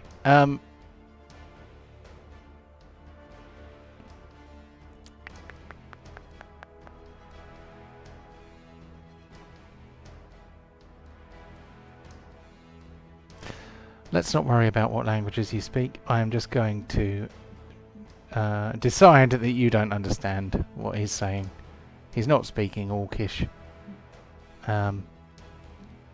Just going to very quickly see whether Lolry's got any languages. Common Shadow Tongue, right? So, I might have known at least one of you has the languages you're supposed to have. Oh, not even Brock. Oh, sadness. Cries in DM. Excuse me. So, at some point, please all select some languages appropriate to your character class and race. Have a look in the book if you've got the book. I think you've all got a copy of the book. This creature speaks in an echoey, whispery sound. It sounds very ethereal and disturbing. It kind of raises the hairs on the back of your neck hearing this creature speak. But it appears to be directing the other creatures. I am going to roll initiative for all of them. And what we also need to do is get you guys to roll initiative as well.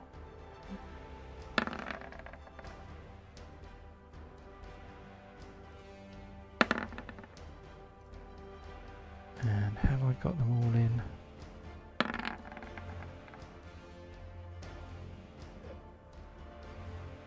One, two, three, 4, and a thing. I accidentally rolled for the bear. Ah, so Captain Fuzzy I like that Balls there's a doesn't button to need be one. able to roll for the bear. So, where was that? Was that supposed to be Lowry? What, the bear roll? Yeah. That was actually supposed to be me. Oh, okay. I'll just take him out. Oh, Lowry's in there. Brilliant. Okay, 1, 2, 3. Can we have Ardria in the initiative, please? Also, it's the slightly different looking one at the back, I assume, was the one that was talking. Yes. And appears to be controlling the other skeletons. Seems to be. He is dressed slightly differently. He looks somewhat more lordly, if that is possible, for a guy that's obviously dead. Let's see. I am going to zoom right in. If I can get to the right thing. Zoom, zoom, zoom, zoom. Zoom, zoom, zoom. Zoom. There we go. I think that's as close as I'm going to get. Can I move it along so it's in the middle? Not quite. That'll do. Okay. So. Can you roll for Ardria, please, my frog? Are you there?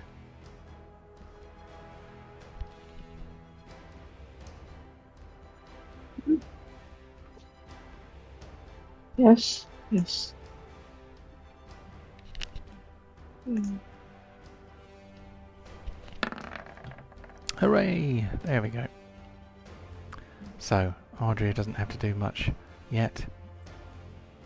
Laurie is the first to act. These creatures start moving, and she is quick to respond. What is she going to do? That is an excellent question. Job 1 is going to be command the bear, Captain Fuzzy Paws. Cool. So that uses 1 action and gives the bear 2. Quite right. Captain Fuzzy Paws is going to move. Are we going to try and go there? No, we're just going to go there. And then Captain Fuzzy Paws is going to make a claws attack at that one. Cool. Fire away. It was unsuccessful. It was unsuccessful. I need to change that claw attack so it doesn't show the armor class of things Captain Fuzzy Paws is attacking. That's a bit of a Lolry is giveaway, going to isn't it? use action number 2 to get the short sword +1 out, Cool. because we foolishly did not draw our weapons before walking into a room full of skeletons. And she is going to then attack that skeleton, which is still attack 1, isn't it? Yes, yes. You don't count the bear's attacks. No. Oh, bloody hell. It seems unnecessarily easy to kill. Yeah, I wonder if something went wrong there. So, do we have any damage resistance? Okay. So, this skeleton guard is resistant against that damage type. And so, actually, that damage is negated. Oh. The bear does also do some damage in some way. Yes, so if... Oh, trying to do something to Captain Fuzzy Paws' character sheet, but for some reason it won't allow me to resize the bloody window. So, it seems that I'm destined to be annoyed by all the things today. I'm going to unplug my mouse. And I'm going to plug it back in again, and then we'll see whether it was a mouse problem or a something else problem. Yeah, I don't know what the bear does. It gets extra. It gets. I believe it rolls a d8. Because it mauls whichever creature it is. Doesn't it?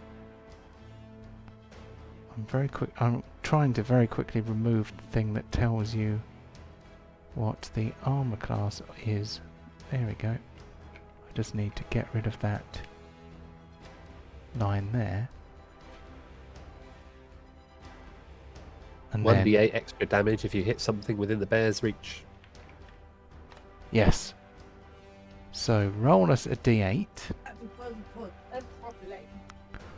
A claw attack is a piercing damage, isn't it? So Claw is a slashing. slashing.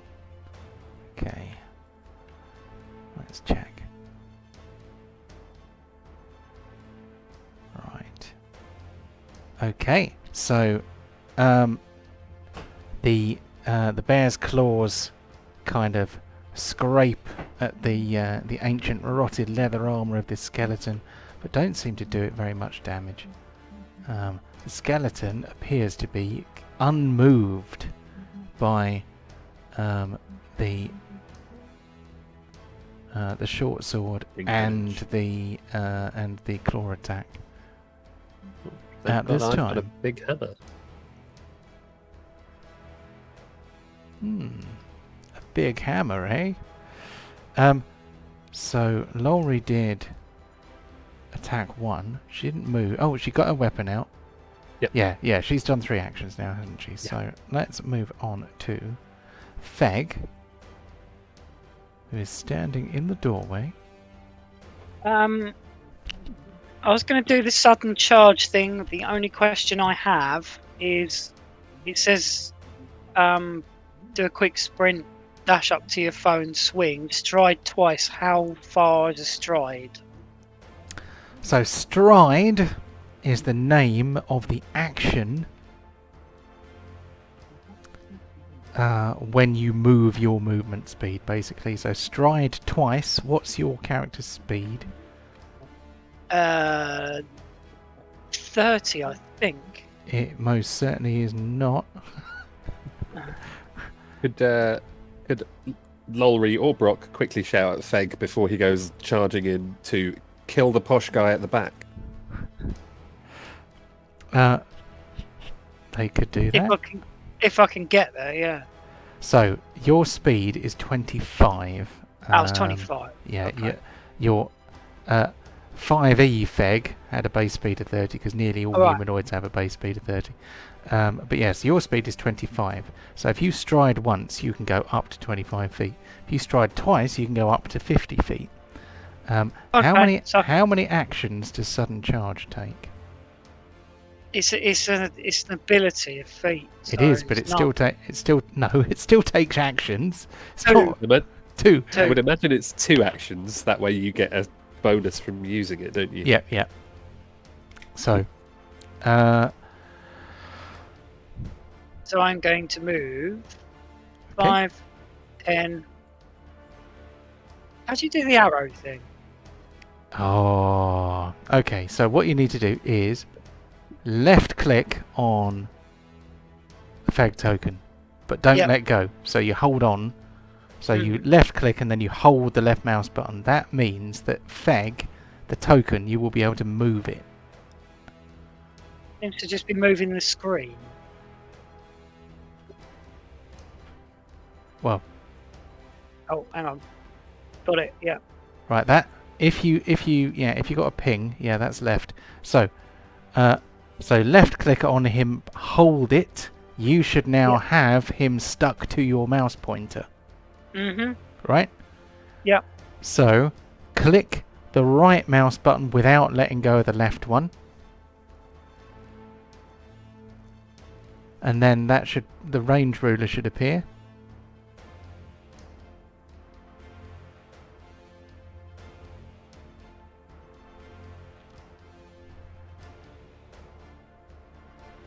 That was not it, but never mind. So, So I got there. 35 feet. So, Given it says I can then attack. Presumably that means I can draw the weapon for free. no. Presumably. No. Do not presume such things, Master Gareth. You can draw a weapon using one of your actions, or you can Alright. punch him.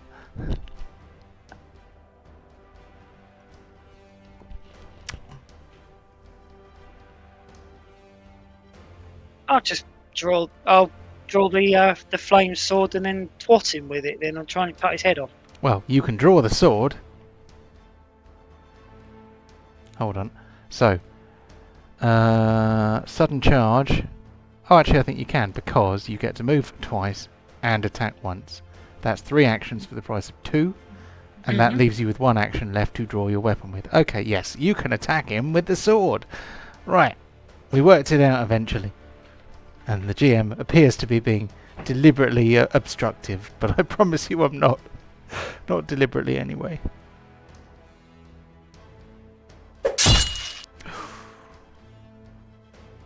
So, he has been hit with the smoking longsword, which has done some damage. I am just going to check for things, because there might be things.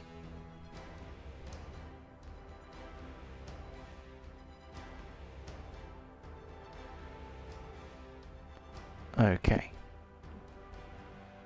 Not that I'm upset by this, but I seem to be able to see several other rooms. Ah, if that has happened, then you may need to do a browser refresh. Because the light walls sometimes become transparent.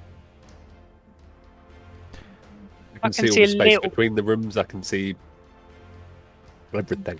Yep, I can't do refresh that. your but browser. I've got a No, little give it bit a of a light. refresh. I've got a little bit of a light wall going into the next room, but that's because I'm at the top end of the room. So. Yeah, you can see into that room because your character can see into that room. That's fine. Sounds like See the Sam can next. see. Sounds like Sam can see through all the walls. Yeah. Yep. Oh, I there we have go, we're back God to normal. vision. Yeah, it was more Hiccups. X-ray vision. I could see rooms around the corner. Okay, so that's all affects things. We now move on to Brock.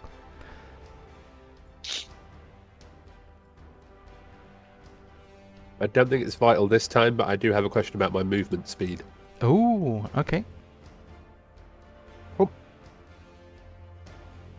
Since my movement speed is 15, I have a -5 penalty. Oh, But if I'm a dwarf, because I've got heavy armor on, but because I have unburdened iron, which is a dwarf thing, I shouldn't get a penalty. right. So that Doesn't matter means- this time, because I was only moving 15 anyway. Yep.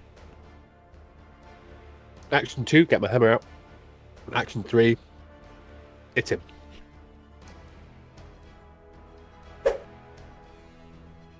I can't see what I got. A miss. Oh, I've got a hero point. Oh, go again if you want. Seems like a valid time to take it. I forget about these. Ooh, There we go. smackery has been delivered. Did that seem to affect him more so than the slashing damage had previously? I would say that they were similarly effective. You bashed him, and dust came off his shoulder pauldrons, and he seemed a bit rattled, literally. But that's about it. Ooh. That's me done. That was all three. Is it? Remove a draw weapon and an attack. Oh, okay. So, does your dwarfy thing completely take away your slowness, or does it halve it? Ignore the reduction to your speed from any armor you wear.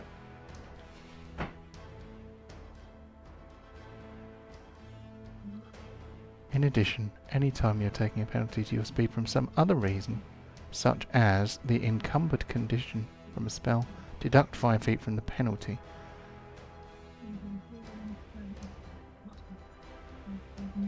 Right. Okay, so for some reason... It may be because we got new armor, so it yes, just yeah, automatically. you have splint mail. That has a -10 speed penalty.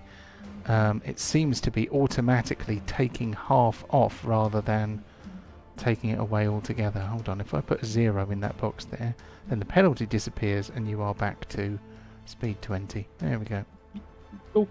Okay, so Brock has done his thing. We move on to the spooky dude. So spooky dude is in a target-rich environment, so he is going to see whether he can tickle Feg with his outstretched claw. He puts a cold claw on Feg's shoulder and tries to dig it in. Does he succeed? He does! So, Feg, as well as taking 10 points worth of slashing damage from this nasty, filthy claw, must also... Must he? I mean, maybe? So...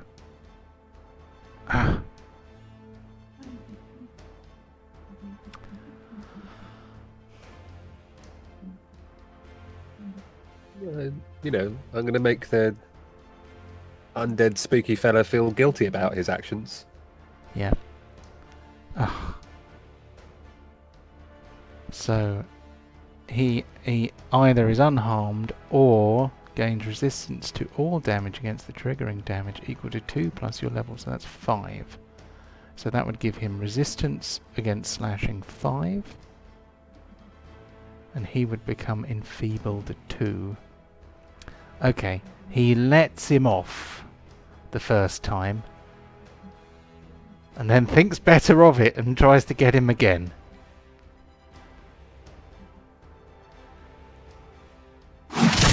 Okay.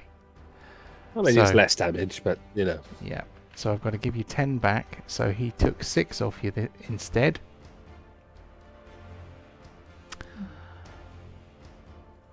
I tried. It's always worth a try. And now I need Feg to take a excuse me, a fortitude saving throw, please.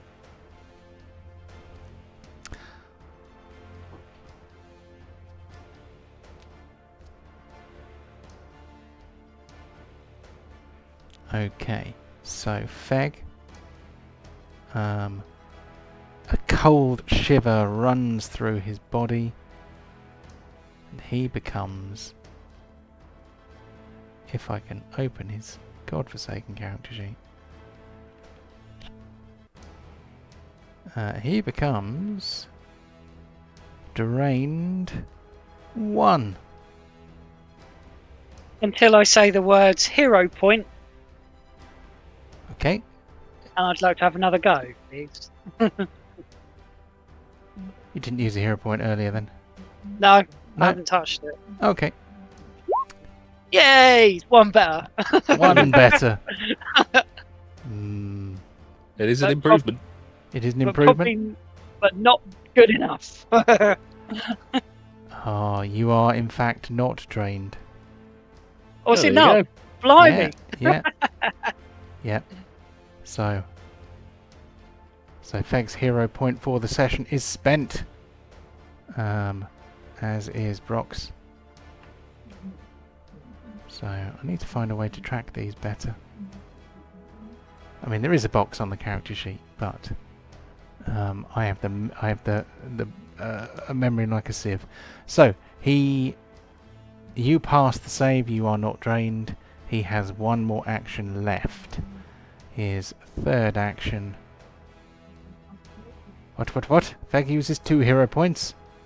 No, I'm just recording it. So I've used Oh! mine. That's all. When I saw that, I thought it said Feg uses 2 hero points. No. Yep. Okay, he sees Brock there, telling him why he should feel terribly guilty about hurting Feg, and he decides that he is going to try and spoil your day. He does not succeed in doing that. And he probably wouldn't have done even if he had had his full attack thingy. Okay, this skeleton guard here is going to attack Captain Fuzzy Paws. So, skeleton guard, does he have any special powers? Not really. So he is going to attack Captain Fuzzy Paws with his scimitar.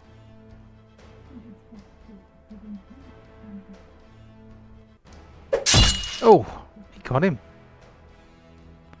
He is then going to use his second attack on Lolry.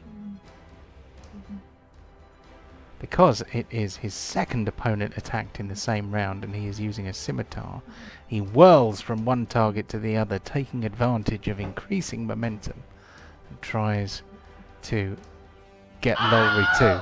He fumbles, fails miserably. And that one. Nat 1. It's a good thing he's not a proper character.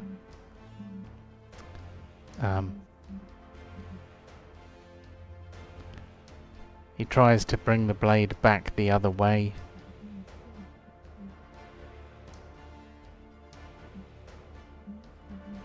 Towards Captain Fuzzypaws.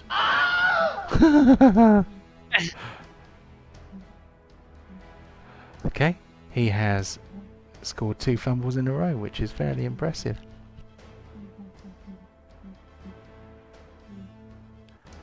This skeleton marches in behind Captain Fuzzypaws. He too swings his scimitar. Captain Fuzzypaws is flat-footed.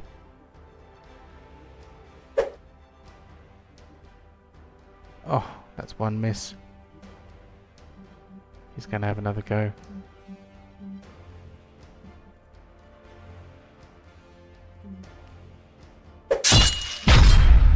Ooh. He scores a crit for 18. What's he going to do with his third? He doesn't have a third because he moved. We move on to this guy here who is going to try and slash Brock with his scimitar. I know it's not pronounced that way. I just like saying things wrong. Oof! And I actually forgot to put the flat-footed in. Not that it makes any difference. All it does is change your armor class, isn't it? He is going to try and do that again.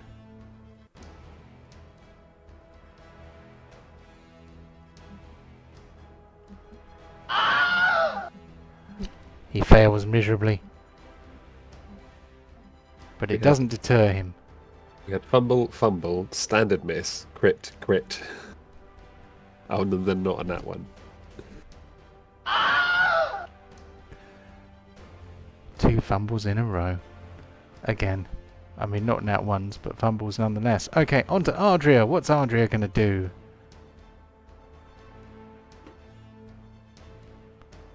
Ardria, do a thing. It's your turn to do a thing.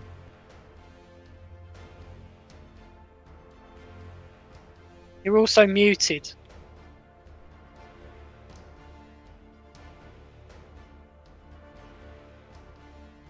Hello?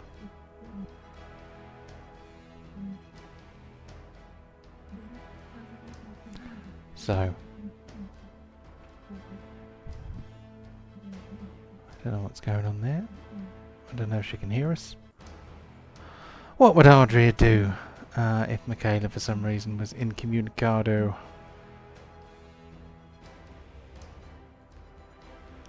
She would probably do a phase bolt or something, wouldn't she? It's probable. So I'm going to try and take a Ardria eye point of view. She can't actually currently see into the cave. She takes a couple of steps forward so she can see into the room. She sees a number of opponents. Who would she attack? This guy up here is already getting the snot beaten out of him by Brock and Feg. Probably straight ahead. Yeah, I think that's Is probably he a take off fair one assessment. One of the ones who's attacking Captain Fuzzypaws. So let's have a phase bolt then. Boing. So the phase bolt. It does piercing damage. So the phase bolt crashes into the skeleton. You get the feeling that it would have been more effective had the recipient had some flesh rather than just being a literal bag of bones. But He gets zapped. Oh, you know what? That was actually a crit, because that was 10 above the target number. So actually, she completely blows him away. So Ardria's phase bolt bursts the skeleton's fragile body and showers the floor behind him with small rotten and worn out bones.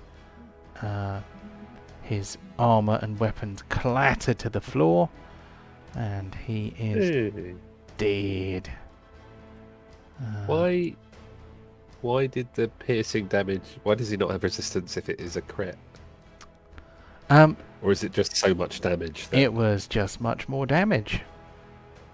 Oh, okay.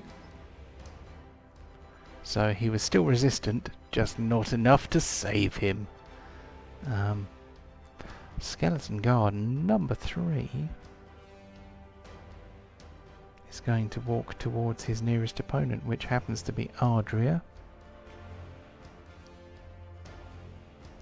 Its scimitar whistles through the air, slashing her once.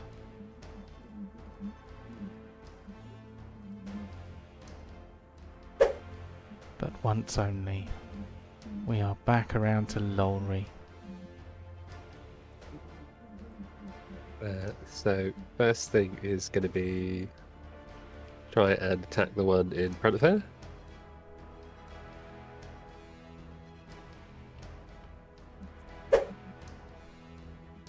Ooh. She also has a hero point, doesn't she? I believe so. Seems like the time to use that. Let's do attack number 1 again. Bonk. So, piercing damage. The bear does an extra. Okay, gives a d8. 8! Oh, okay. So, this guy gets his clock cleaned by the bear. The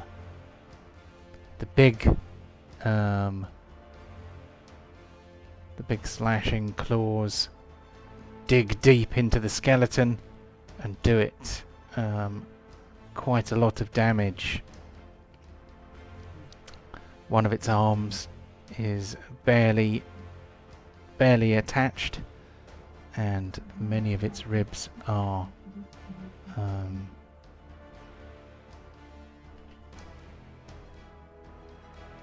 And then destroyed, damaged, cut open.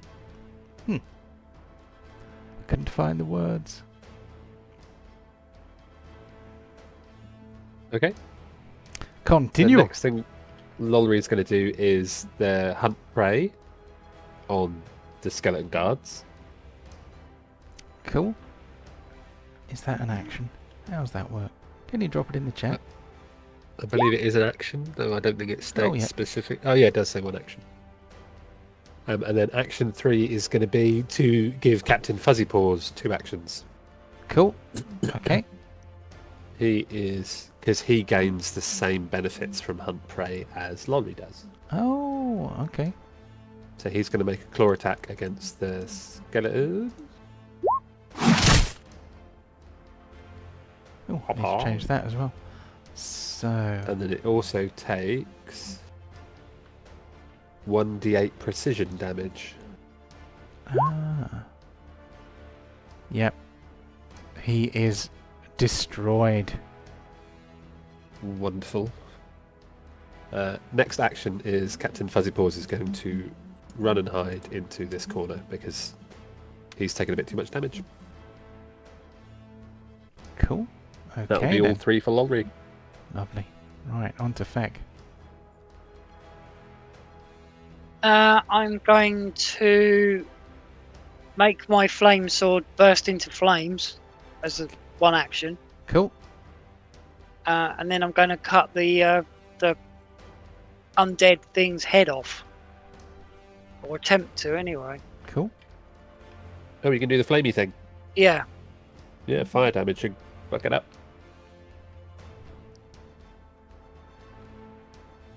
He's not flat-footed, is he? Nope. Would be if I You'd go have- there, though. You can But move that's if an you want. action to take a step. Nah, that's all right. If you're doing the extra fire damage, because you only get it once, having him flat-footed and you more likely to hit on this important attack might be better than having a second attack. True.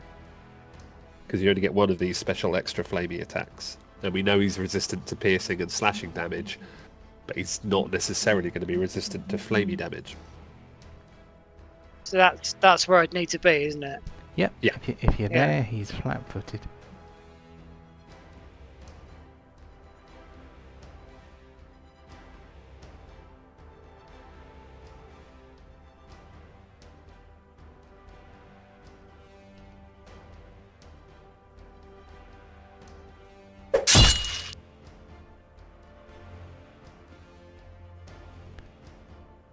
Cool. 25, is that a crit? 25 is not a crit. Even with the -2? Even with the -2.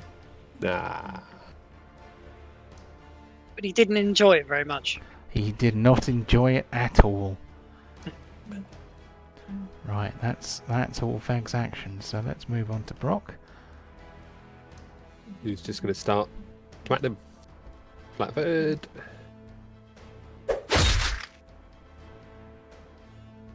Cool. Look.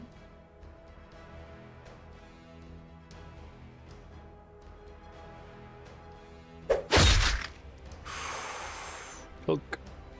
Odds of hitting him a third time is pretty unlikely, so he is going to raise his shield. Cool.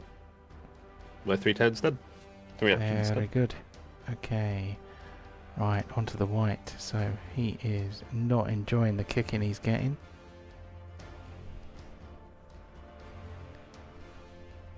What's he gonna do? He is going to claw at Feg.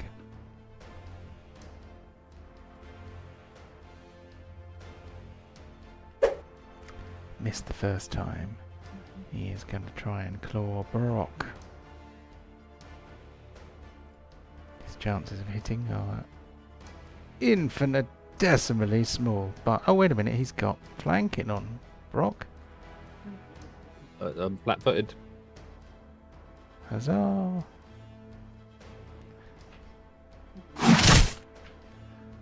Oh, he gotcha! Unless... Uh, Are you going to do a reaction? I'm sure there is some sort of reaction I should do. I'm sitting there thinking, why can't I find my shield stuff? And it's because I've got Lolry's thing up. I just want to check. How much damage was it? 7 slashing.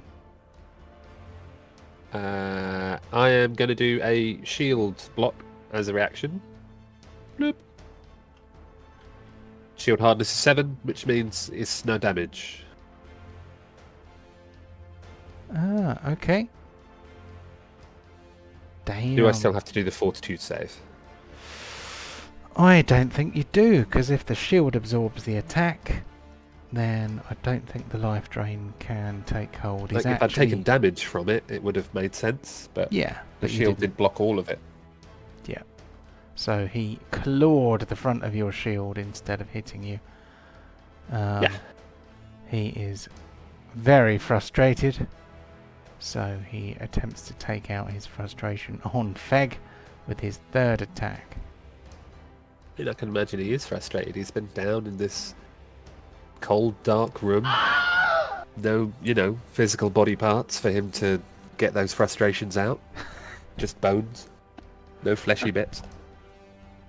No pornographic woodcuts. Yeah. In a room full of other soldiers, although I guess we don't really know the gender of those soldiers because I think They're not a once, lot of flesh to have a look. Well, the think- bits are long since gone, aren't they? Really? Yeah. I think when you're mostly rotted away, it probably doesn't make much difference, does it? Oh, poor skeleton. Look at that. Rock the rock.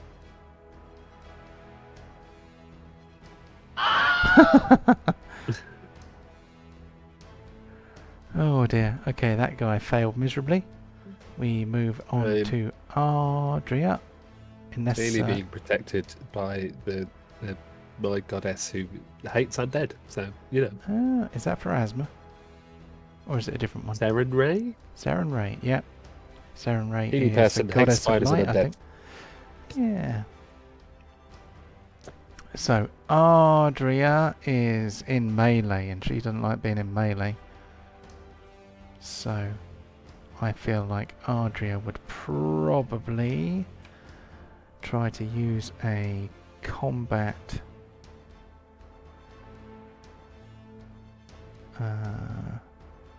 some kind of melee combat spell.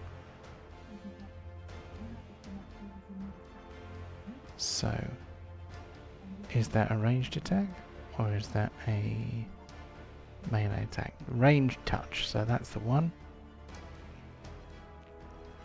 That's 2 actions. So, she is going to try and chill touch the guard.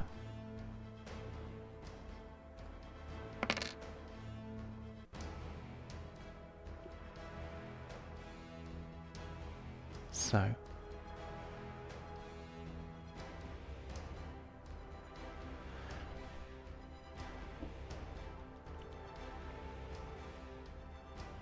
touch weakens the living and disorients the undead.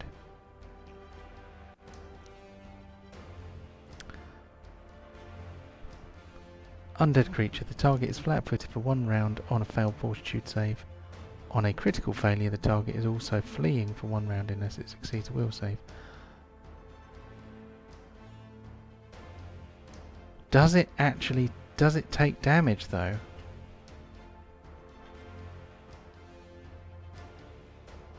Touch weakens the living and disorients the dead.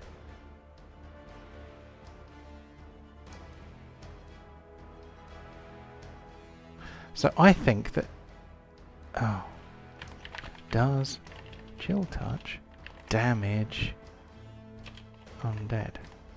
Pathfinder 2.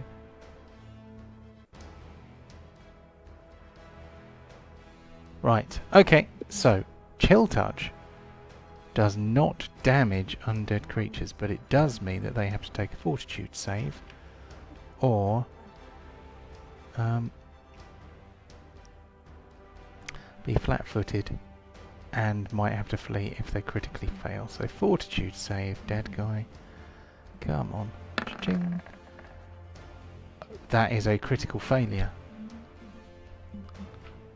So he is flat-footed for 1 round. And fleeing for 1 round. And fleeing for 1 round unless it succeeds at a will save.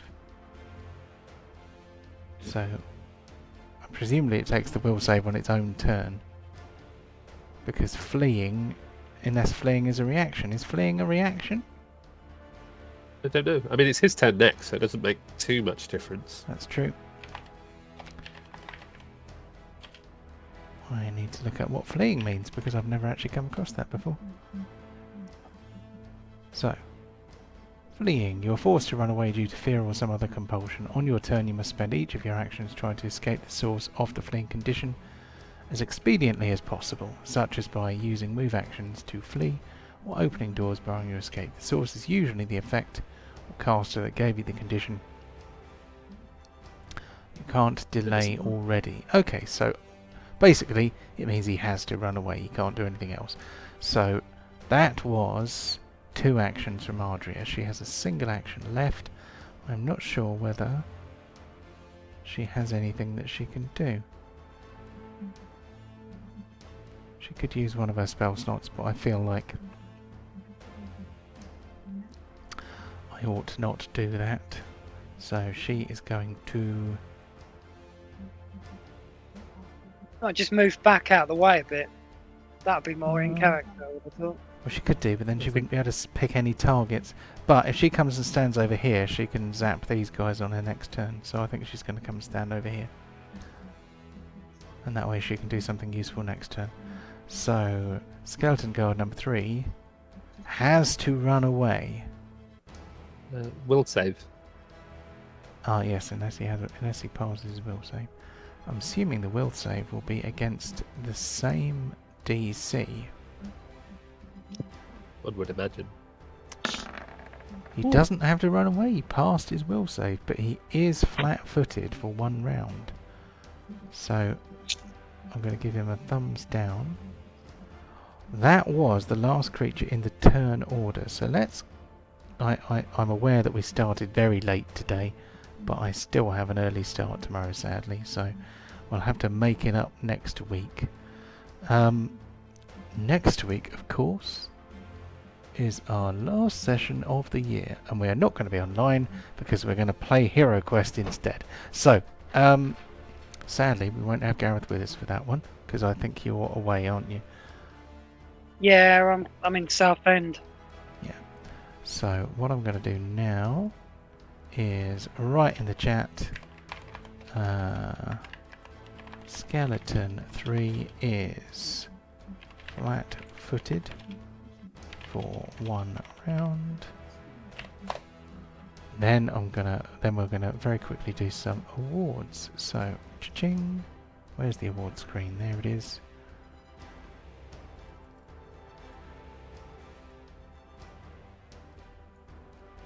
There we go. Now, I need to make Gareth disappear. Cha-ching. So that I can move on to the award screen on Discord without bad things happening. So today, last week was the 29th of November, wasn't it? We didn't do the session because we didn't have enough bodies. So I'm going to delete that one from the chat. Today is the 6th of December?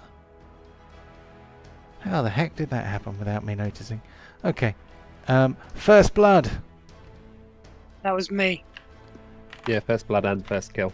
Ah, very good. So, kill of the week. Probably Archer, I think, wasn't it? With that phase bolt, which obliterated the... Critical phase bolt to obliterate skeleton. Yeah. That was pretty cool, wasn't it? Okay, so Ardria gets the kill of the week. Kill of the week. Yoink. Not sure. Any kill steals this week? Not really. No. Okay. Fumble of the week. I don't think any of you guys fumbled, did you? I mean, the skeleton guards who Yep. managed 3 in the space of a single round. They got a lot of fumbles, but since they are not They player also got 2 characters... crits as well. Yeah. It was a very much a mixed bag for them. Okay, you know what I've forgotten to do? I've forgotten to add the slideshow for awards onto my new OBS overlay.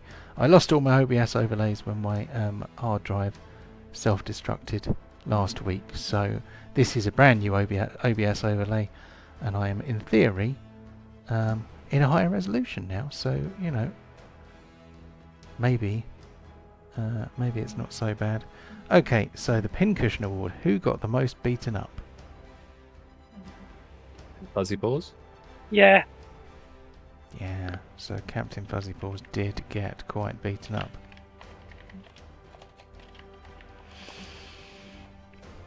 Yeah, he took 26 points of damage, which is more than anyone else. Okay, best supporting role.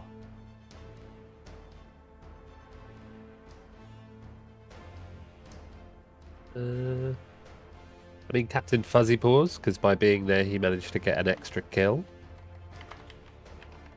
True. Okay. Right. Next we have Role Player of the Week.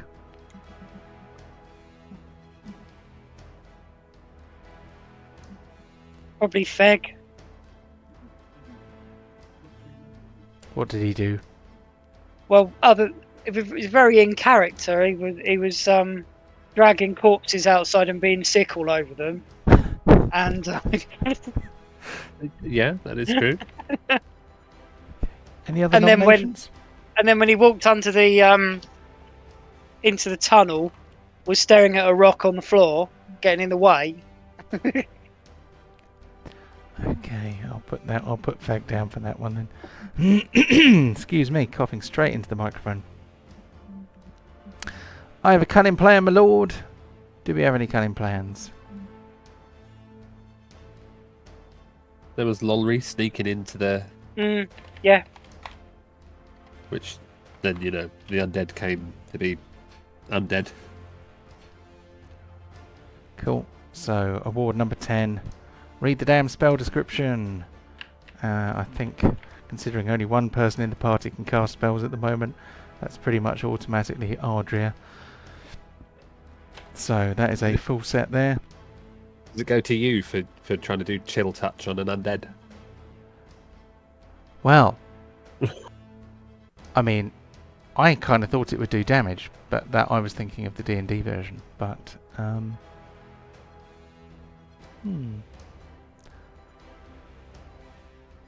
But I did read the spell description. But I did do it on behalf of Ardria, so that goes to Ardria. So we're not going to do any awards next week, so I'm going to delete that one. Might actually...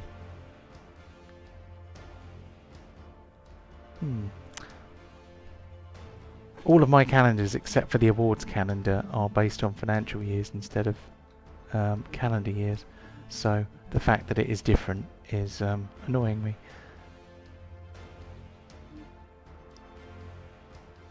When did we start? Oh, we started in March. That's annoying.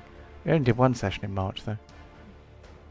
So I could just extend it to April and then do it in April. But that would be silly. Awards have got to be end of year, haven't they?